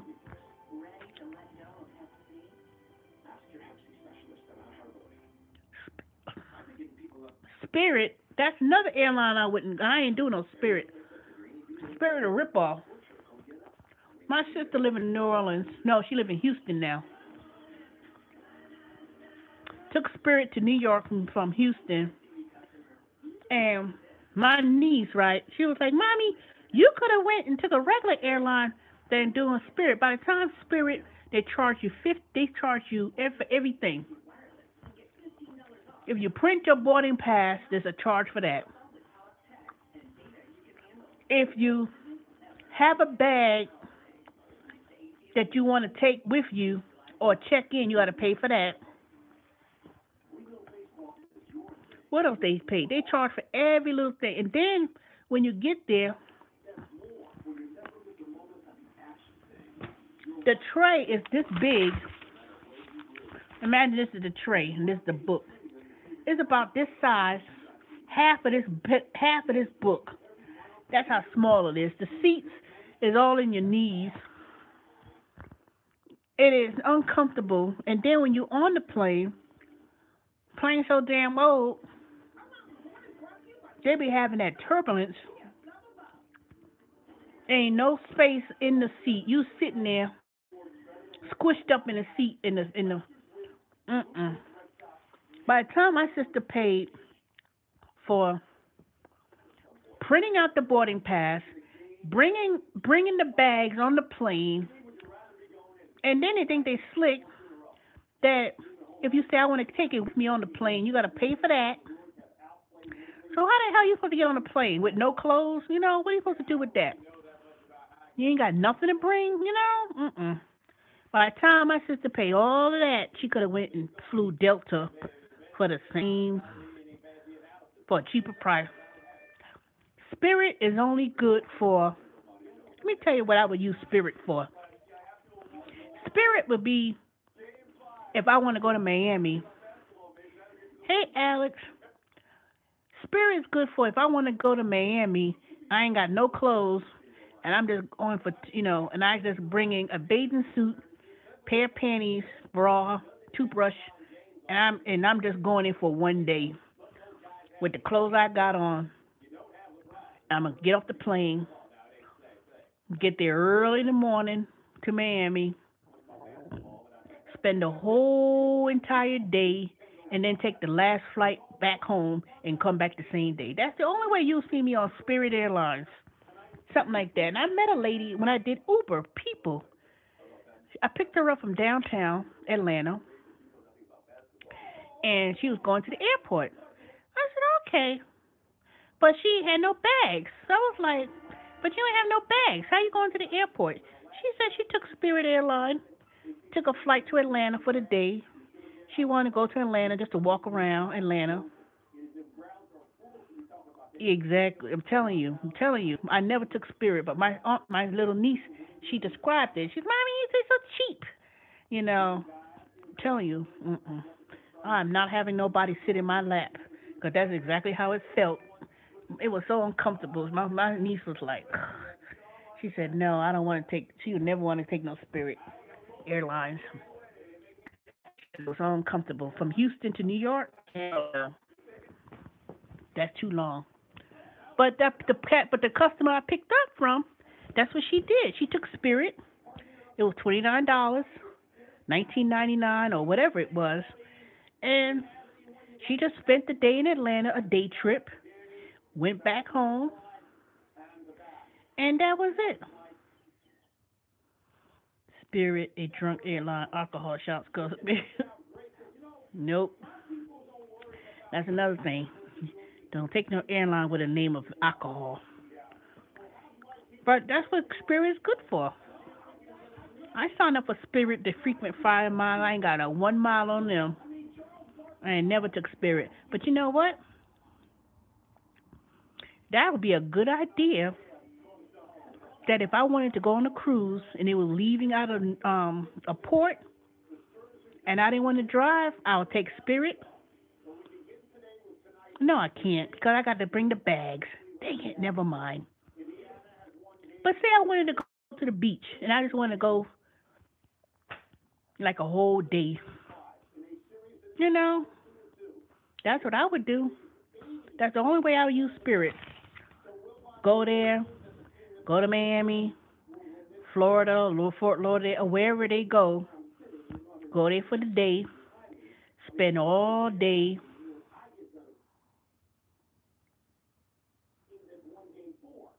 Well, Southwest may be small. No, it depends. Southwest got the big jets. It depends on which one you. It depends on the jet that you're going. Leaving from New York on a longer trip, it tends to be more bigger, a bigger plane. But yeah, you're right. All those seats are not all those seats are the same. Delta, um, Southwest, they all the same. Unless you book first class or business,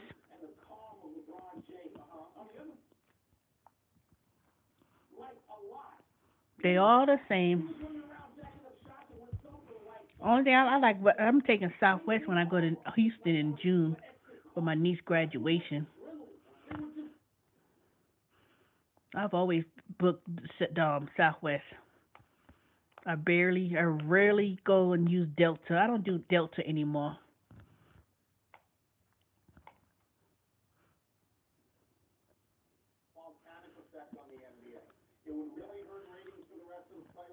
It just all depends.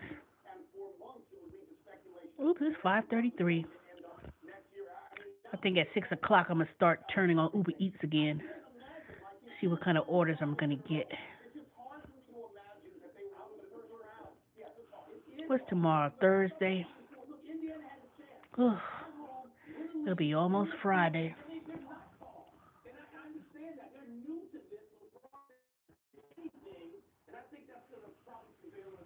Yeah, Cavs gonna lose.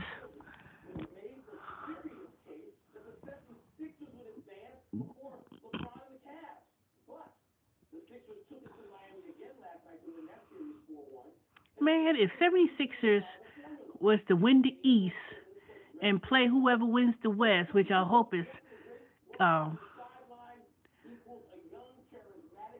Oakland, boy, can you imagine if Philly was to win the whole NBA Finals? That thing, Phillies is gonna be, Phillies are gonna, Philadelphia is gonna be off the chain. They won the NCAA championship with Villanova. They won the Super Bowl. And then if they win the NBA championship, that's going to be a trifecta. And I'm not even from Philly. That going to be something. I'm surprised ain't nobody mentioned that, though.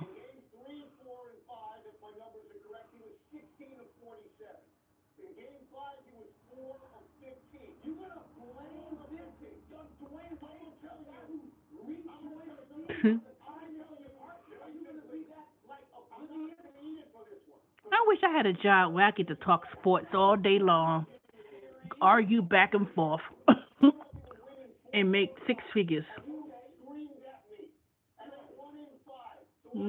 Boston in 2008. Hey, what Boston? You be going way back.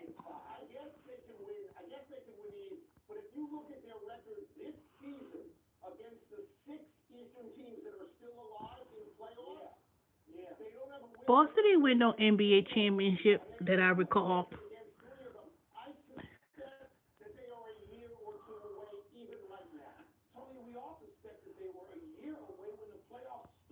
Mm, who knows? 2008? 8, 16. Yeah. I ain't Boston ain't did nothing. Yep, I sure am. Boo! Red Sox sucks. You know I gotta go for the Bronx. The Bronx, the Yankees. Yep, I love sports. I could do a YouTube channel talk about sports, the women's perspective. But shoot, I can't stand some girls. They be like, "What that mean?" and "What they doing?" and I'm like, you know what? Stop being so dense. You know, sometimes some women they act just because you don't know anything about sports. Some of the things they be just. I mean, really? How you could be? You know, like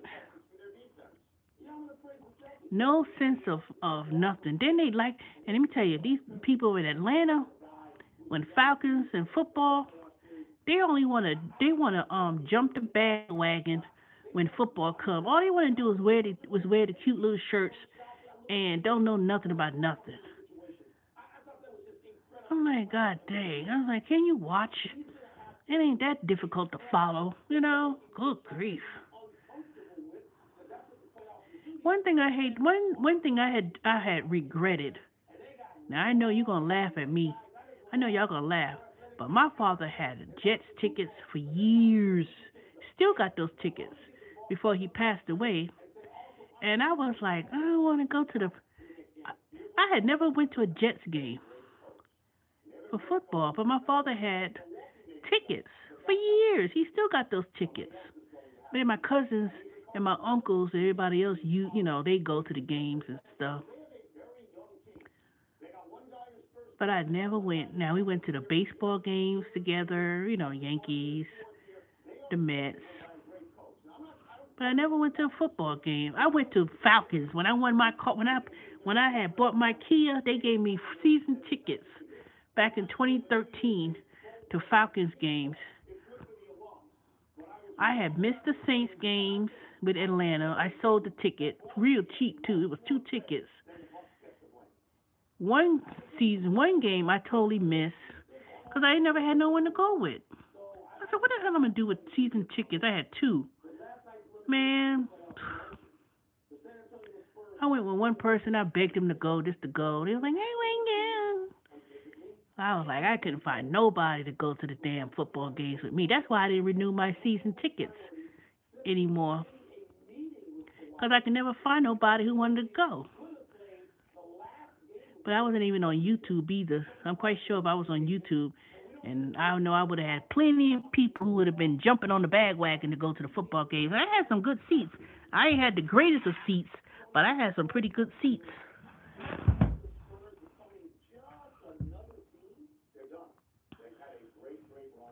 Yeah, I know. 2019, I sure do. Atlanta ain't gonna make it to the Super Bowl that year. Watch. 2019 come, ain't nobody Atlanta ain't gonna try to get there. And you know how they're gonna try to, they're gonna try to talk about that Uber. Ooh, you done made a lot of money in Super Bowl with Uber. They're gonna have all those things, logistics. It's gonna be crowded as heck. They're gonna have that transportation system down packed with that Uber. They're gonna have that thing logistically done that ain't gonna be a whole lot of people gonna be taking the Uber to go to no Georgia Dome, not Georgia Dome, the Mercedes Benz Stadium. By the time it happens, the only way you're gonna make some money is taking those drunk ass people. No, I don't think so. Mm-mm. They're gonna have those VIPs and all those people be on those buses. I'm telling you, they're not gonna do Uber, not like that. They're gonna have that. They're gonna have that thing so logistically done that people. Mm-mm, I don't think so. I don't think so. I think more people's gonna. They're gonna have that done so well that they're gonna pretty much. Um, they're gonna pretty much. They're gonna have that straightened out. I don't. I just don't see it. I just think. I think by the time 2018 come, 2019 come, Yeah, I could see the food apps being off the chain because last time they had major stuff going on with Uber Eats, they had to pay a lot of, they had to do a big surge because people refused to go downtown.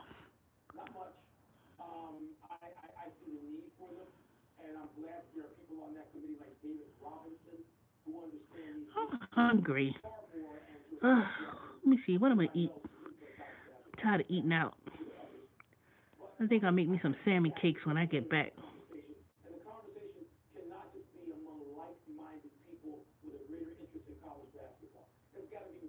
I think when the last time they had a big event, all those companies started competing for delivery people to do food. Cause I'm telling you, only so many people is gonna do it.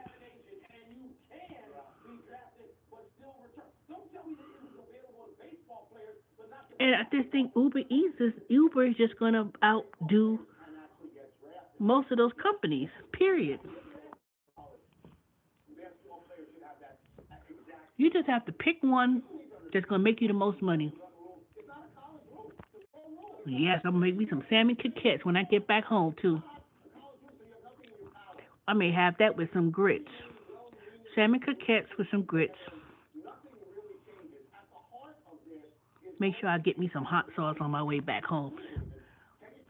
And I may make me some salmon croquettes for lunch tomorrow, or maybe I'll eat it for breakfast. I don't know. Is eating salmon considered meatless, or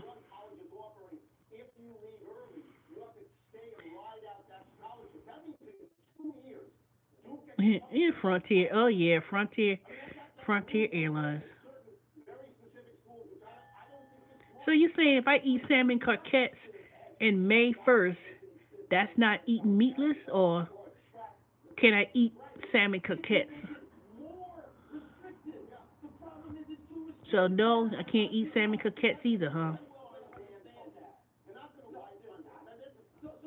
But when they say meat is like pork, chicken. Let me see, fish.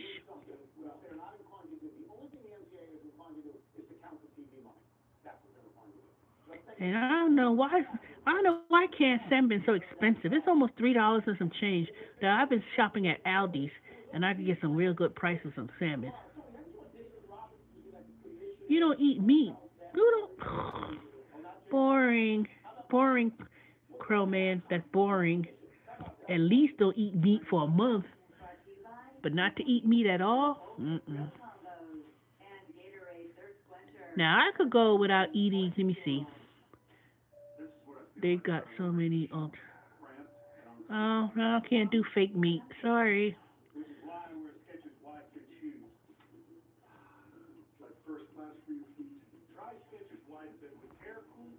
Veggie burger. Yuck.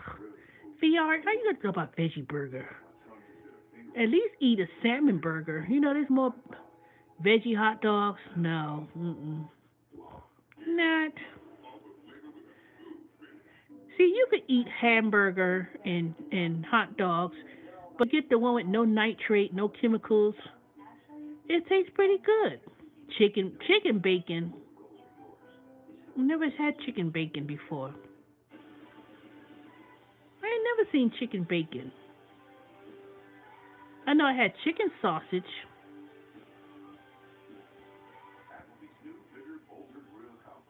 I'm gonna try that. I'm gonna go to Whole Food one day and look for that chicken bacon.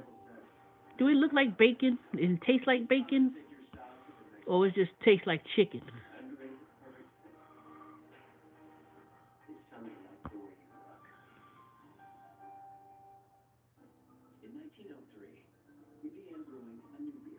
Oh, okay, Fia, I'm gonna try that. They have a company Beyond Meat. It looks just like meat. No, can't still eat fake meat. It gotta look. It gotta be meat.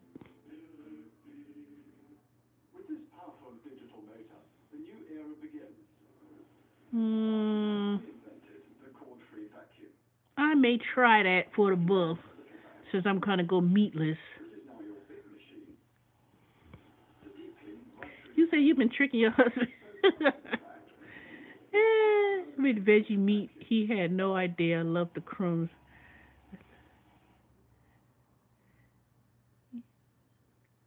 I think I've had. You know what? I better not have that damn meatless thing in the freezer still. I think I had something like that in the freezer. It was a customer. They didn't want.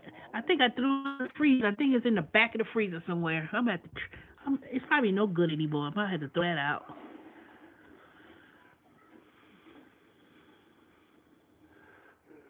Now I don't eat no fake cheese now.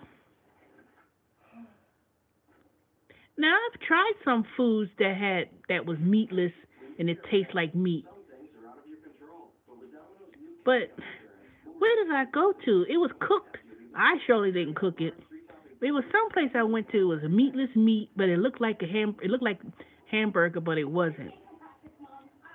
I want. Oh, I know what it was. It was a tofu burger. It was in the mall years ago. It was a place, and they used to make meatless, and it was like and I had like a cheese. It was like a burger, but it was meatless, and it tasted pretty good. Big cheese. Well, I ain't trying to go with no soy, 'cause I'm at that age where they say it's not good for hormones to eat soy products.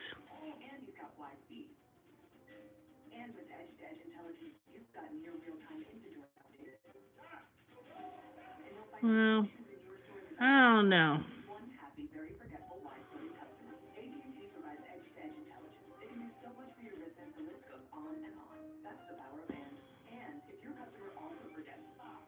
Well, I'm gonna go meatless for a whole month, and I'm gonna do a video being meatless. I'm gonna see how much weight I'm gonna lose doing that.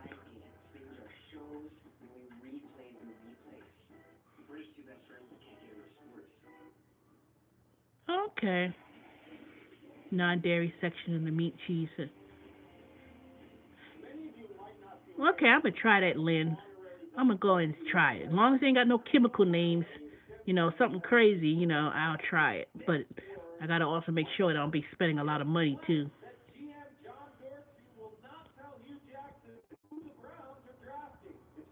Beyond Meat and carb have no soy. I'm gonna try, but if they don't taste good, Crow Man, you're gonna see me make a video, take it right back to the store. See, that's one thing about going to Whole Food and Trader Joe. If it don't taste good, you could take it straight back.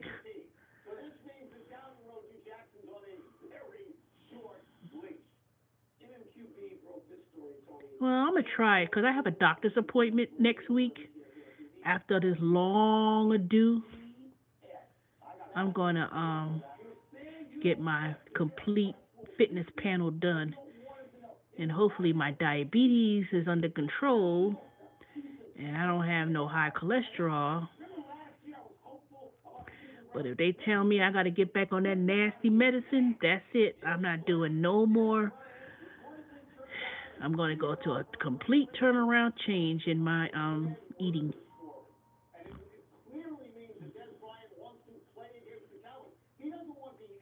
I'm not doing no veggie scrambled eggs. Now I'm gonna make my regular scrambled eggs from regular eggs. Eggs ain't never had no problems in my diet. Matter of fact, if you eat eggs, that fills you up a little bit more, especially for breakfast. Yeah, I'm gonna do that too. I'm gonna start making. See, my original YouTube videos back in the day when I started YouTube, and this was like 6 years. My original YouTube videos was my fitness journey. So you could actually go back and you could see when I was starting. I think I had pictures on there too. I'm gonna try. When I start doing my meatless thing. I'm gonna start downloading those old videos, and y'all gonna really see when I used to put on those pounds.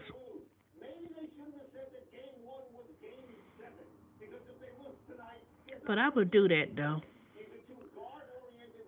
Start prepping my meals. But I don't want to make a whole, week full of meals and put them in the refrigerator. Oh, you did see them? Did I look bigger then down, look now. You can tell me the truth, Fiat. I ain't gonna tell you. I ain't gonna be mad.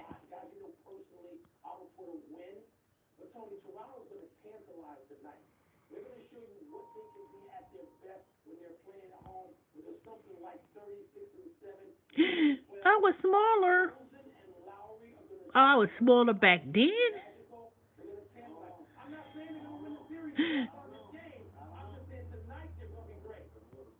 No, you ain't really saw my pictures. You haven't really seen it. You must be looking. I'm talking about go way back. Yeah, it's cause of the stress. I can tell you that. See, I'm gonna go and make my video, and I'm gonna do like a pictorial. The one you saw me when I had that red jacket, and I was sitting in a chair, and it was like a Christmas party. You saw that picture, because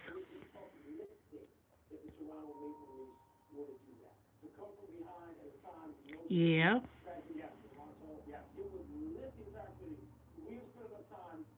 yeah, I got a Ninja blender.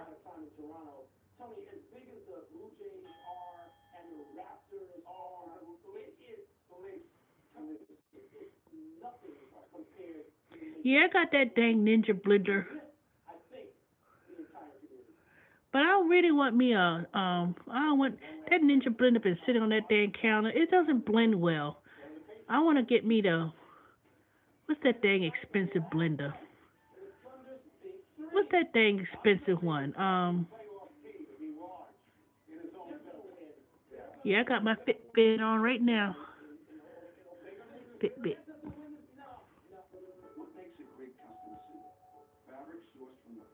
Now you didn't see me when I was really at my not nasty, not that Jacqueline, that crap. I got a juicer and I got a blender. Matter of fact, the juicer I got was 100 and something. It was pretty good. I'm gonna start juicing again once the season gets into full fledged. See, right now a lot of the fruits are not in season yet, so I'm gonna start doing juicing,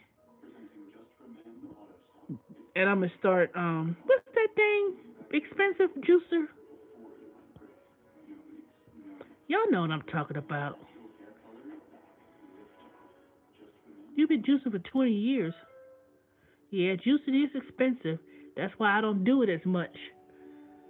But you know what I'm talking about.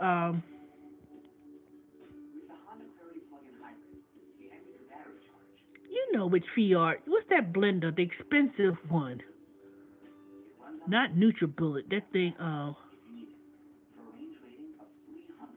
Vitamix. That's it. Vitamix. I've been trying to find me a Vitamix for the longest. I don't like Blendtec. That thing is cheap.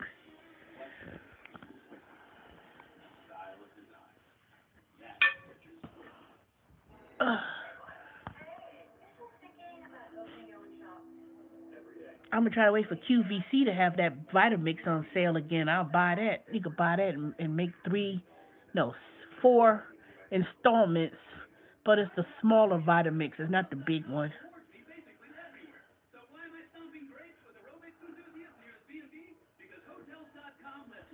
See, I want to get the Vitamix. That dang blend, that other blender I got, it doesn't really feel smooth. When you go to the Smoothie King and all those other places. Um, yeah, I used to do that juicing. I used to get those old mason jars and stuff, and it would last. I was juicing a lot.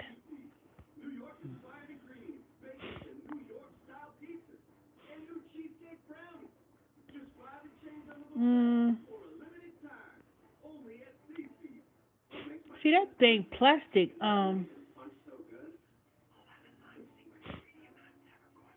See, I don't have a Vitamix. I got that thing other one. I don't know. I don't know. I guess I just wash it and just no, that Ninja is not compatible to that Vitamix. Trust me, that dang Ninja does not really blend things smooth.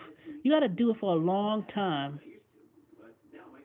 It tastes all right, but mm-mm. Now the juicer I got, um, I used to make a lot of juice and carrots and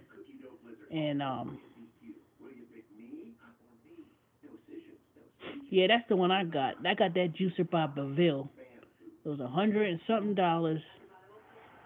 I got the Beville. I'm gonna start taking out my secret weapons. I'm gonna start doing juicing and I'm gonna start doing the smoothies and I'm gonna get me a Vitamix.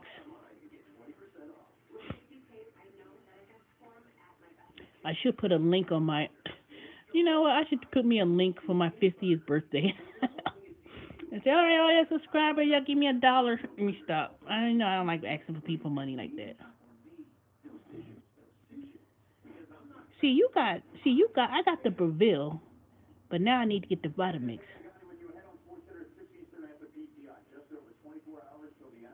Yeah, I like the Cavs Farmers Market better. The Breville is very good for a juicer. I bought mine. Where I bought mine from? Bath and Body Works, and you can get like a $20 coupon or a 20% coupon. The Breville is,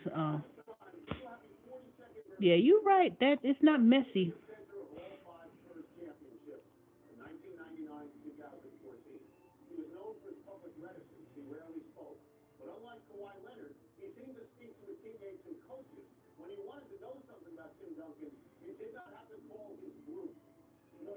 Buy the purple and raw red carrots there. Okay, how's the red and purple carrots? How did that taste?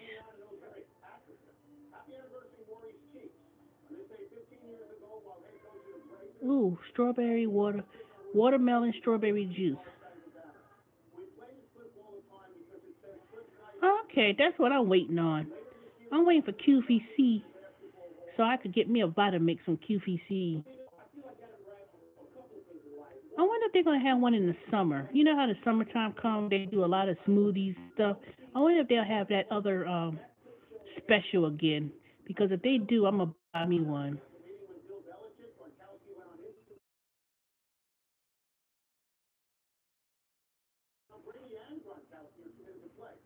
Yeah, I know Linda got them. But you know how they always have in the summertime, they always want to promote that a lot of kitchen gadget stuff, and sometimes they'll add it'll be extra things included versus the regular ones at the store. Okay, I'll check the schedule. That's the original carrots colors. Yeah, I heard that's the yeah. Well, I'm gonna try. Well, I'm gonna still wait until they got them again. Then I'm gonna buy me one. I may have me a garage sale soon, so I can get rid of a lot of junk I got in my house. And I may get rid of that, blender. Here you go for sale. And I even got the old one back in the day. You know what? I'm gonna have me a garage sale.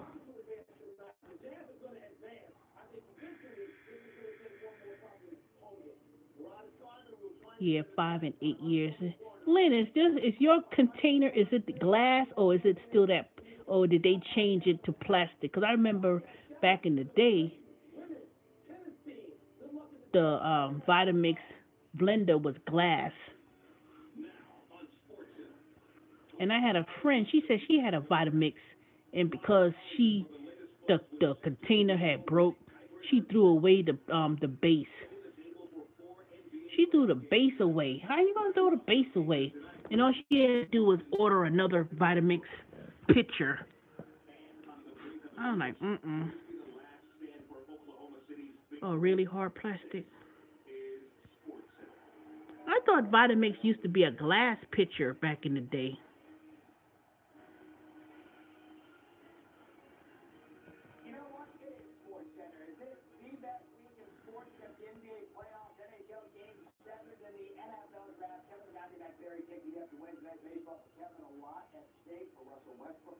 Okay, 64 ounces.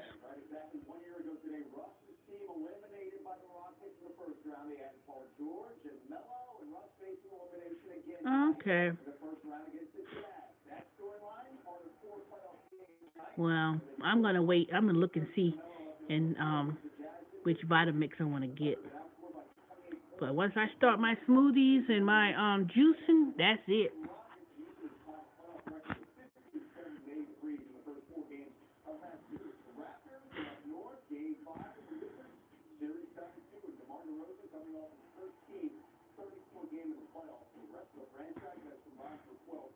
I wonder if you have to put maybe put some hot water in it. Maybe it won't be cloudy.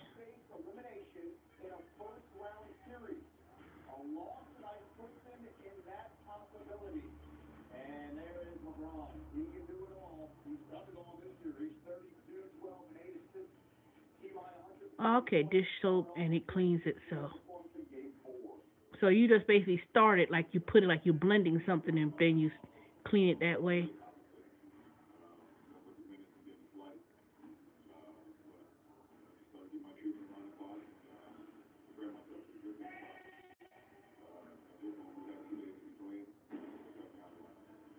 Okay, if it gets cloudy, just hand wash it that one time.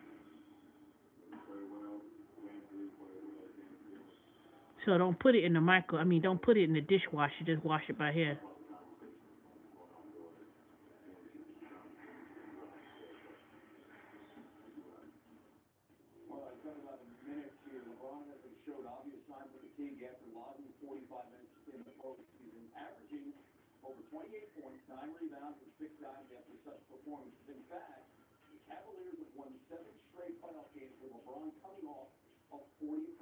Okay, you can make soup.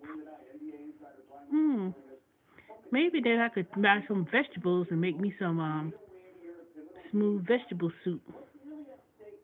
Squash, maybe carrot soup. Maybe I'll try that purple and what's the other color you said?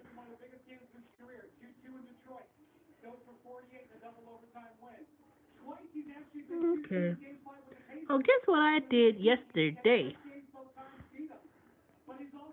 You talking for the Vitamix? I had signed up for Acorn. I started signing up for Acorn and started doing some investing. Yeah, I went back to work, Adrian. That's why. That's why you ain't seen me in a while. I ain't been doing my gig app.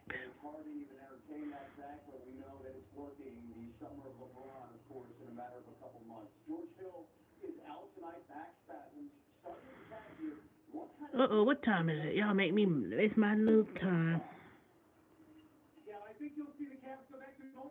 Oh, how are you? Anybody saw my video this morning, but ain't nobody was on there that morning. Oh, it's going okay. Like I said, it's getting a little bit boring because we haven't really been doing any real work yet, but I'm getting paid to do sitting around. So it's still going.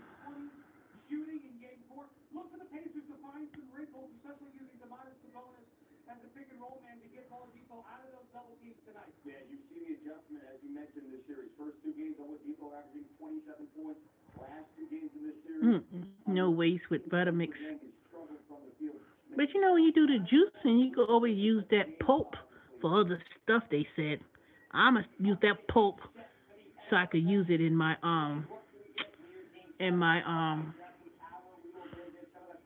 garden,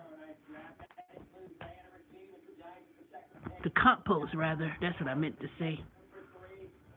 You can use that pulp for the juicing for other stuff.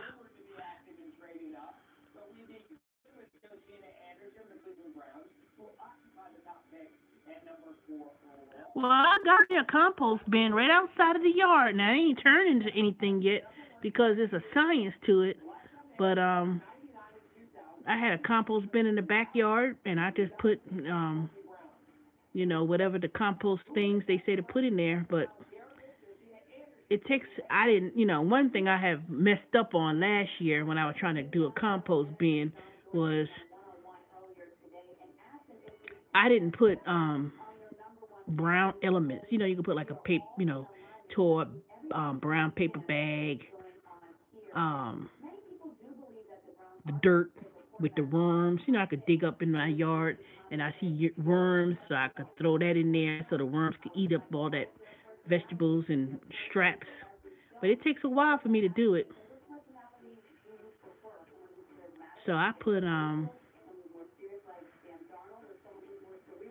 try to put it in a brown paper bag, shredded paper bag.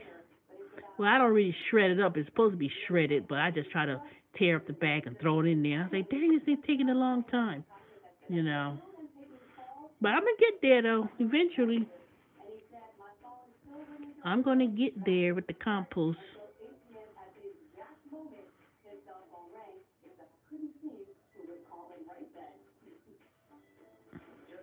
Yeah, leaves from the fall. I've been trying to break up that damn leaves um from the backyard for the longest.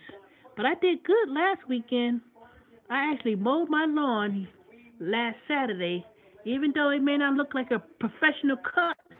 But I was like, ooh, I thought something was wrong with the lawnmower. I said, I know I only used this thing about 10 times since I had bought that thing almost 9 years ago.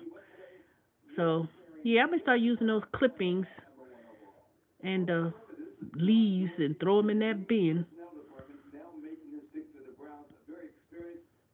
I think I need to buy me some more. I need to buy me some mulch. Yeah, I'm gonna use the leaves as the brown. Man, in fact, I got the leaves all piled up. Well, not a lot, but I got a few leaves piled up in the backyard. I need to, put that in the bin.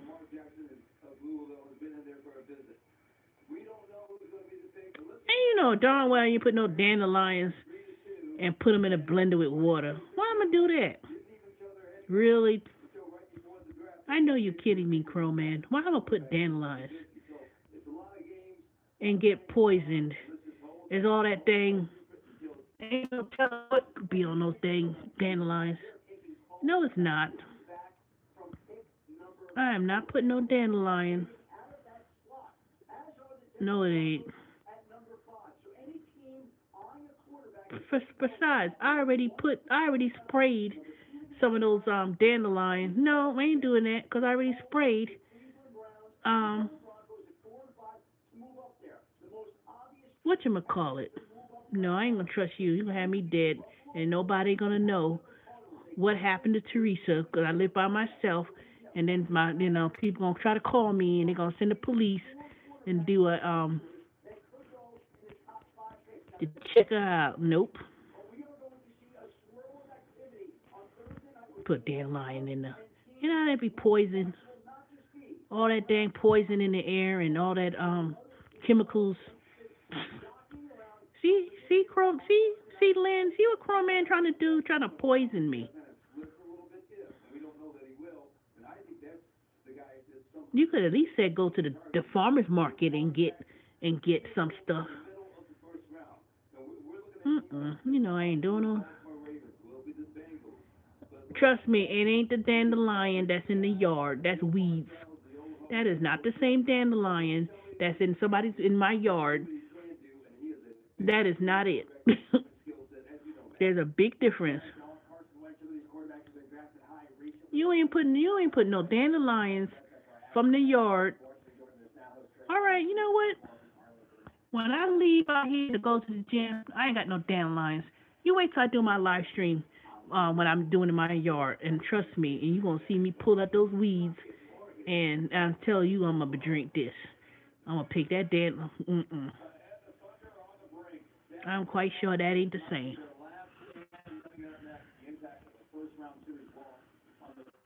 Not doing it. Now in South Carolina, My grandmother had mint in the backyard. It used to grow. I ain't gonna say grew wild, but you could smell the mint.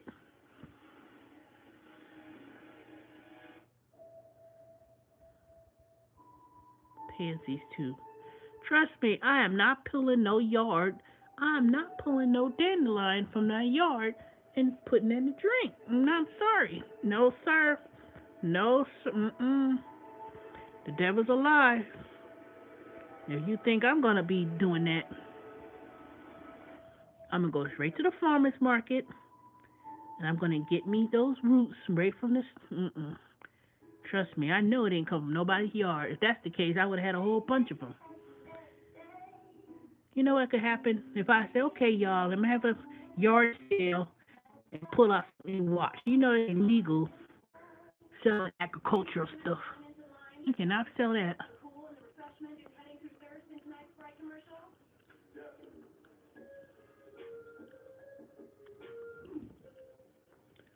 I'm hungry.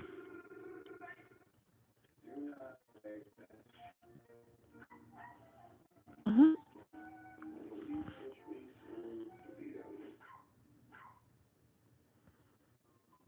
Nope, still ain't doing it.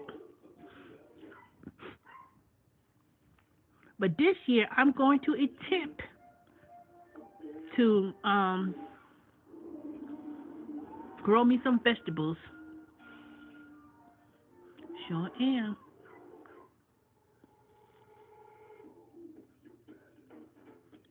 Still ain't doing it. I'm quite sure that when they grew those dandelion leaves, it was cultivated and well maintained where they don't have no chemicals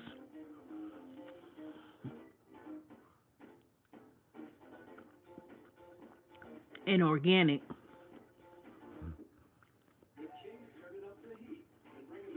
Um, I think I'm gonna do the bucket because my fly bed. I don't know where to start in the backyard. These dang neighbors of mine, they want to all of a sudden they want to plant a tree, and the tree's been planted for 6 years now, and it took all of my sun away. I'm like, these damn people, I swear to God, why are you gonna put that big ass? And they didn't even plant it right, so it kind of took up all that sun in the backyard.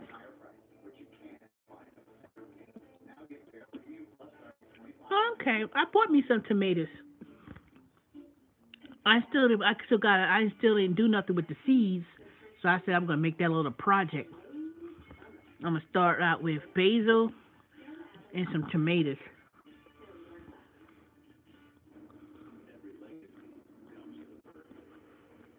I hope it works this time, because I think I was trying to do something, and I don't know what I did.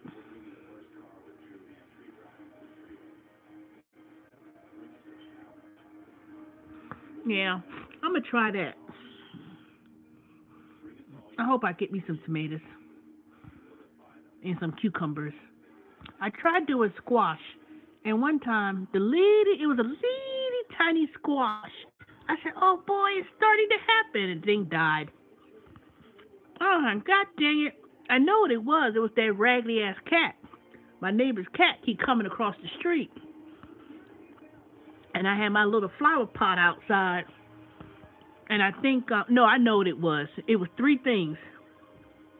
One is a deer, cause I literally had a deer in my front yard last weekend. They was like coming across the street, beautiful deer. So I think they'd be eating my plant. Hey, Miss Gina in the house. And let me see. That and probably because I didn't put no fertilizer in it. That's probably what it was. I ain't gonna blame the animals. Those animals ain't eat nothing because there was nothing to eat. So I try to call myself growing tomatoes, cucumbers, and squash, and it didn't work. I don't get it.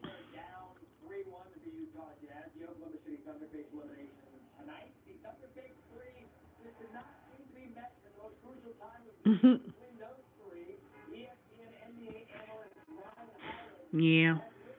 I'm gonna keep that story. I'm gonna blame the animals. But I'm gonna see what happens. People will pour bleach on the roots when the city or people.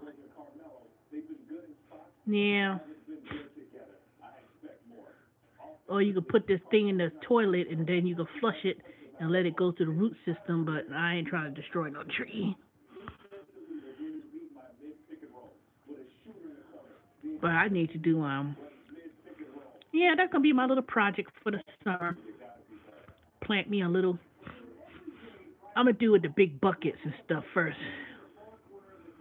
See how that comes out.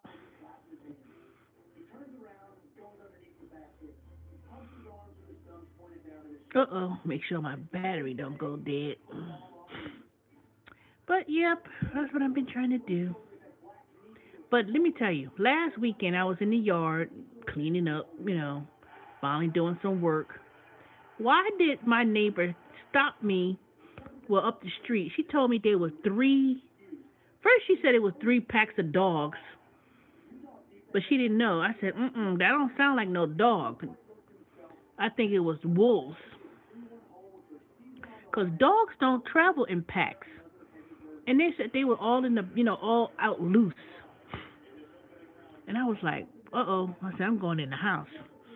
But I don't know. I think it was some wolves or coyotes.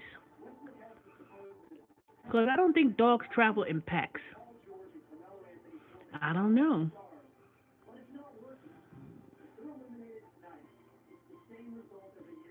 I don't want to do the. I want to grow mine from scratch. I want to actually grow. I want to. See, I'm not going to be doing the planting and putting them in a flower bed. I'm going to actually put them in a pot. I already bought the seeds and everything.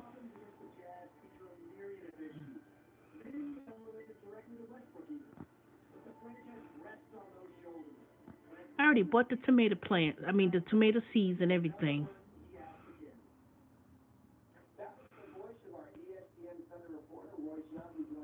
I don't know. I don't know if it was wolf or coyote, but they said it was three of them traveling in packs. So I want to think it's I want to think it may be some wolves. No, it's not wolf. It may be coyotes.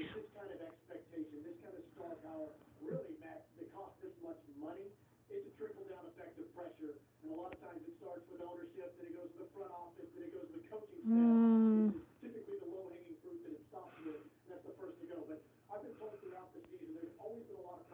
I guess I could do that.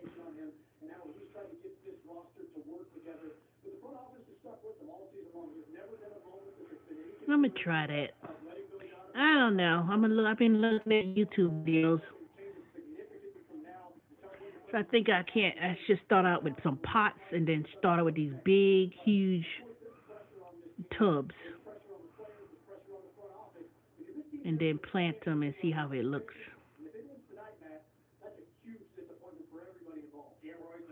And then I could get. What I should have done was kept those old screens that came with my windows, and I would have built me a little fence thing around it. I don't know why I didn't do all those old screens out. I was like, dang. Oh, I'm hungry. All right, I've been hungry for the last. Oops, it's 6:19. Look at it, y'all gonna have me miss my Uber Eats. Let me turn on Uber Eats. Hold on, y'all. I'll be back.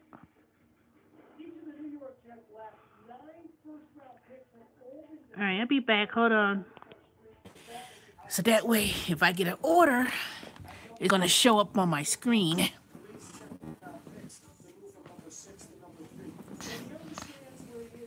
I gotta do some. See, I gotta get at least. Let me see. Today is what, Wednesday. Wednesday, Thursday, Friday, Saturday, Sunday. See, I'm trying to make 300. You better get on something. I know. I've been so staying hungry since this morning. I ate that little bitty Chinese food I bought from leftovers from last night. And I felt like I was gonna faint when I was putting up all those dang certificates on the wall, helping out, and me and this other coworker. And I was like, dang, I feel hungry all of a sudden.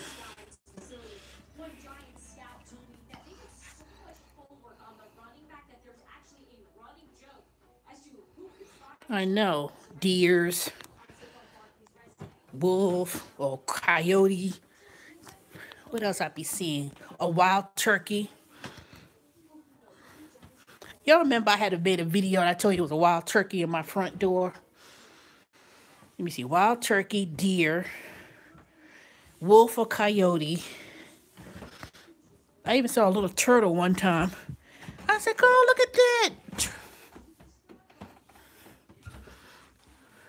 See, I live near Stone Mountain Park.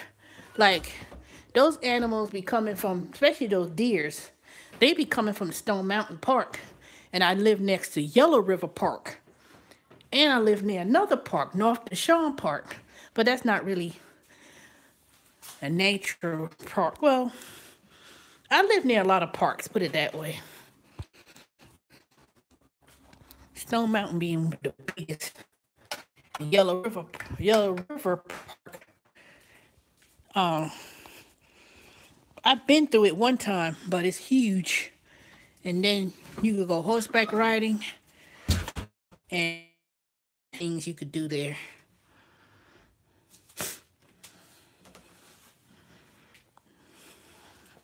All right, hold on, y'all. Let me put the phone down.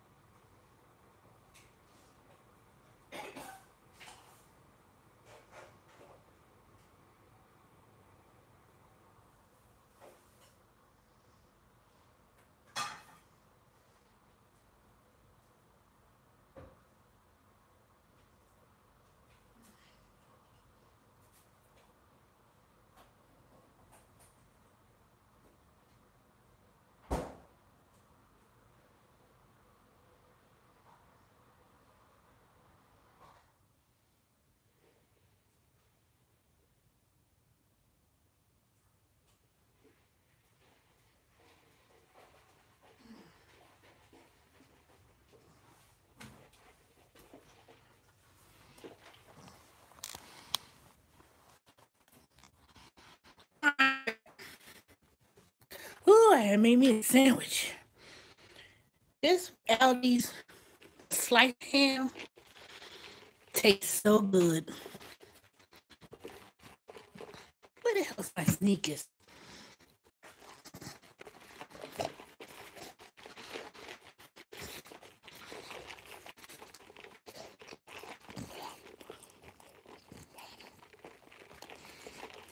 Oh, here it is. Whew.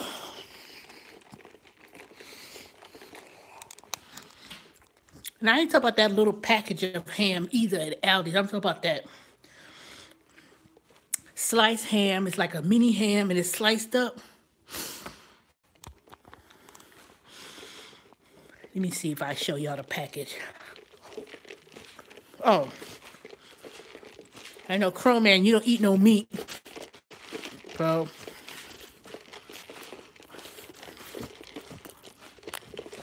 Yes, and this is real cheese. Well, put it this way. These.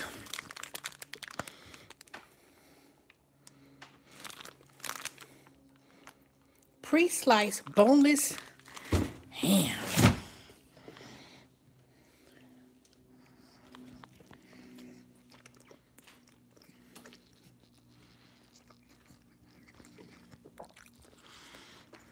Okay. So basically, buying seeds from the Dollar Tree don't count. Now, I did buy more flowers looking plants than I bought actual seeds, but I did buy these from the Dollar Tree. Uh-oh.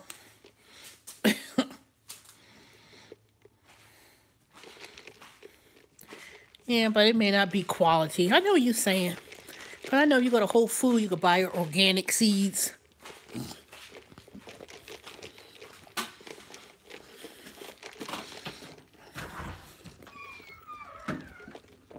I'm going to try that one. When I go to Whole Foods, I'm going to buy me, I'll probably buy me 2 little seeds. Oh, I forgot. I bought radish.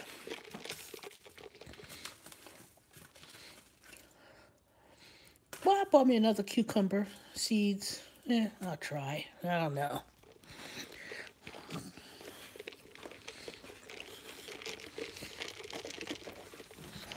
That's probably why it didn't work. Buy those cheap seeds from the Dollar Tree.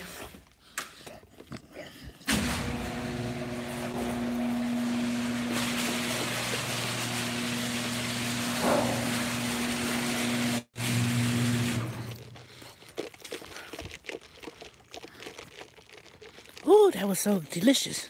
Let me show y'all my yard that I cut Saturday. Now, I know it may be crooked. So, let me show y'all real quick. See, I cut all that. All of this. And look at my poor little 2 plants. Ooh, it's starting to grow. Look at that. I bought these tulips right before Easter. The thing already died. Look at this one. All dried up. Poor little rain just killed it. This is supposed to be, I don't know what that's supposed to be. Can't remember. I don't know what that is. But anyway, as you can see, this is the flower bed. But this is in the front.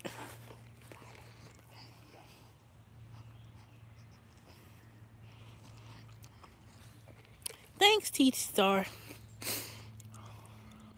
So I cut the grass. But of course, the clippings has not been picked up. And every single goddamn time, every time I go and cut my grass, here come the neighbor, hiring the person who does his yard. He ain't cut his grass in months. But the minute I'm out here cutting my grass, here he go, calling the person up. to cut his grass.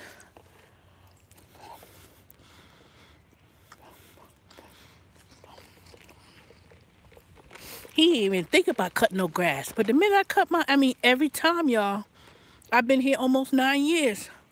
Every time my grass get cut or I cut it, here he come. He cutting his grass the same day. Ain't that a coincidence? See, I need to buy me some more mulch. Look at it. I need to plant some flowers on this things.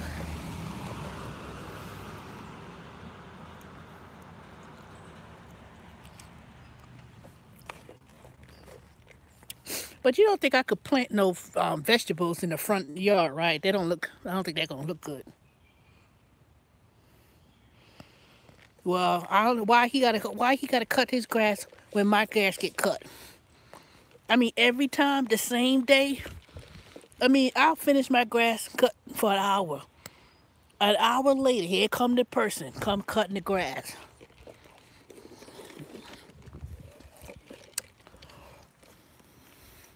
He ain't even thinking about cutting no grass. See, this is the other flower bed. This is my little pink knockout rose. Hey, David R. Just take a little tour of the backyard, no, the front yard. Let me walk to the backyard.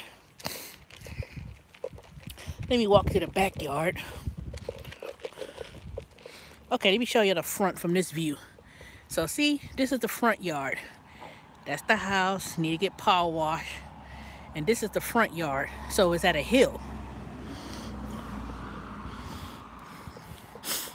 We'll walk to the side of the house. I'm gonna get somebody to cut this,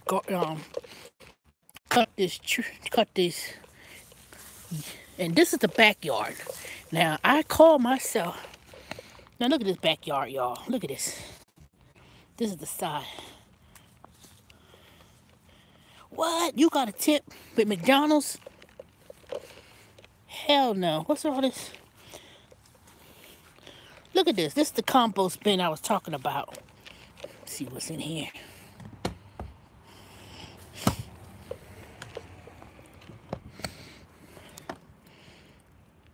Oops, let me close this.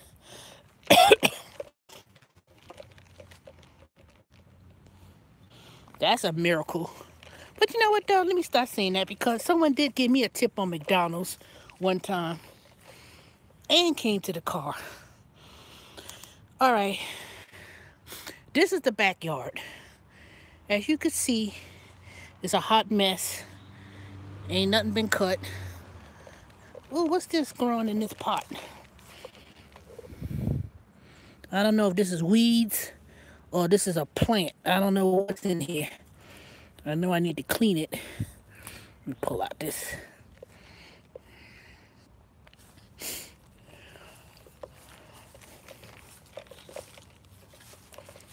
Yeah. This is on a 0.5 acres, they say, from the front and the back. So it's 0.5. And then this is where, look at this hot mess. Okay. So that's all I need to do is drop some seeds. I'm going to do that because this backyard is barren and pick up all these dang leaves.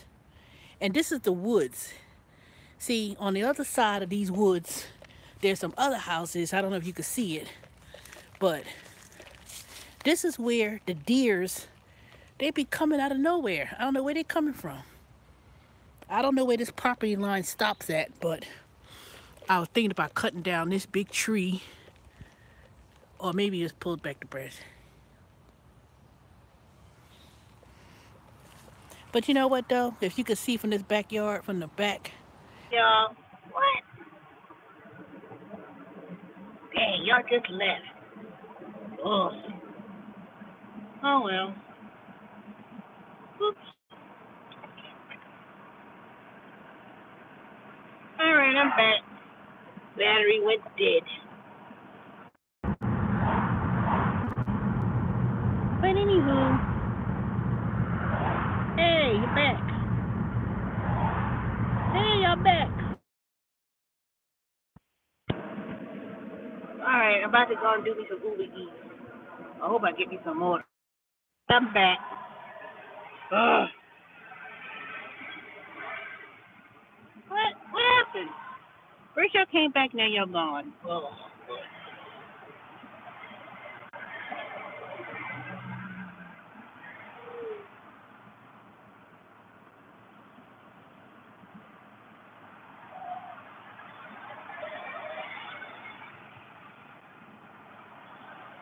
3 car stop.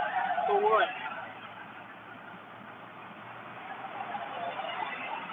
Man, you know what? I don't know what's going on. Yeah, I'm still on here, Vicky. I'm about to end this live stream in the next couple of minutes. I ain't got no Uber Eats orders. It's almost 6:50, 6:55. I'm driving down 78. I ain't got no requests. What's that about?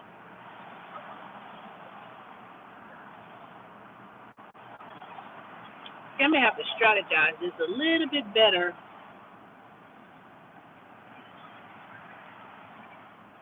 I don't know.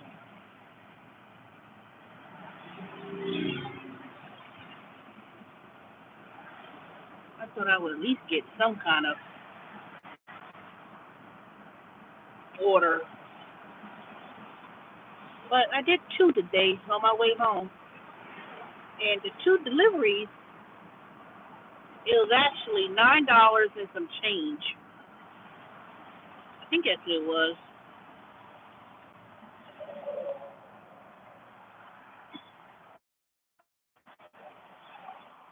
And that was no boost or nothing.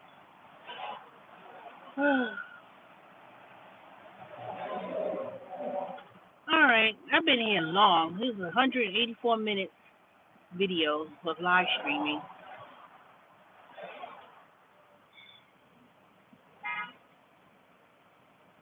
Vicky, you changed your picture. You don't look the same. All right, let me end the video. If I don't get no orders in the next 10 minutes, I'm going back home and just simply start my day tomorrow and see what happens. I'm trying not to stay Buford Highway and stuff because I get off at 2:30 and it's like I don't really want to hang around there too much. I try to stay closer to the house, but so far I ain't got no orders for Uber Eats. At least not this evening. I had 2 earlier, but shoot.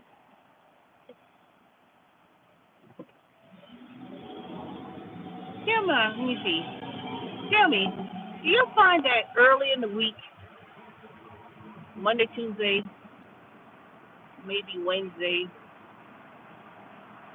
that Uber Eats is really not as busy?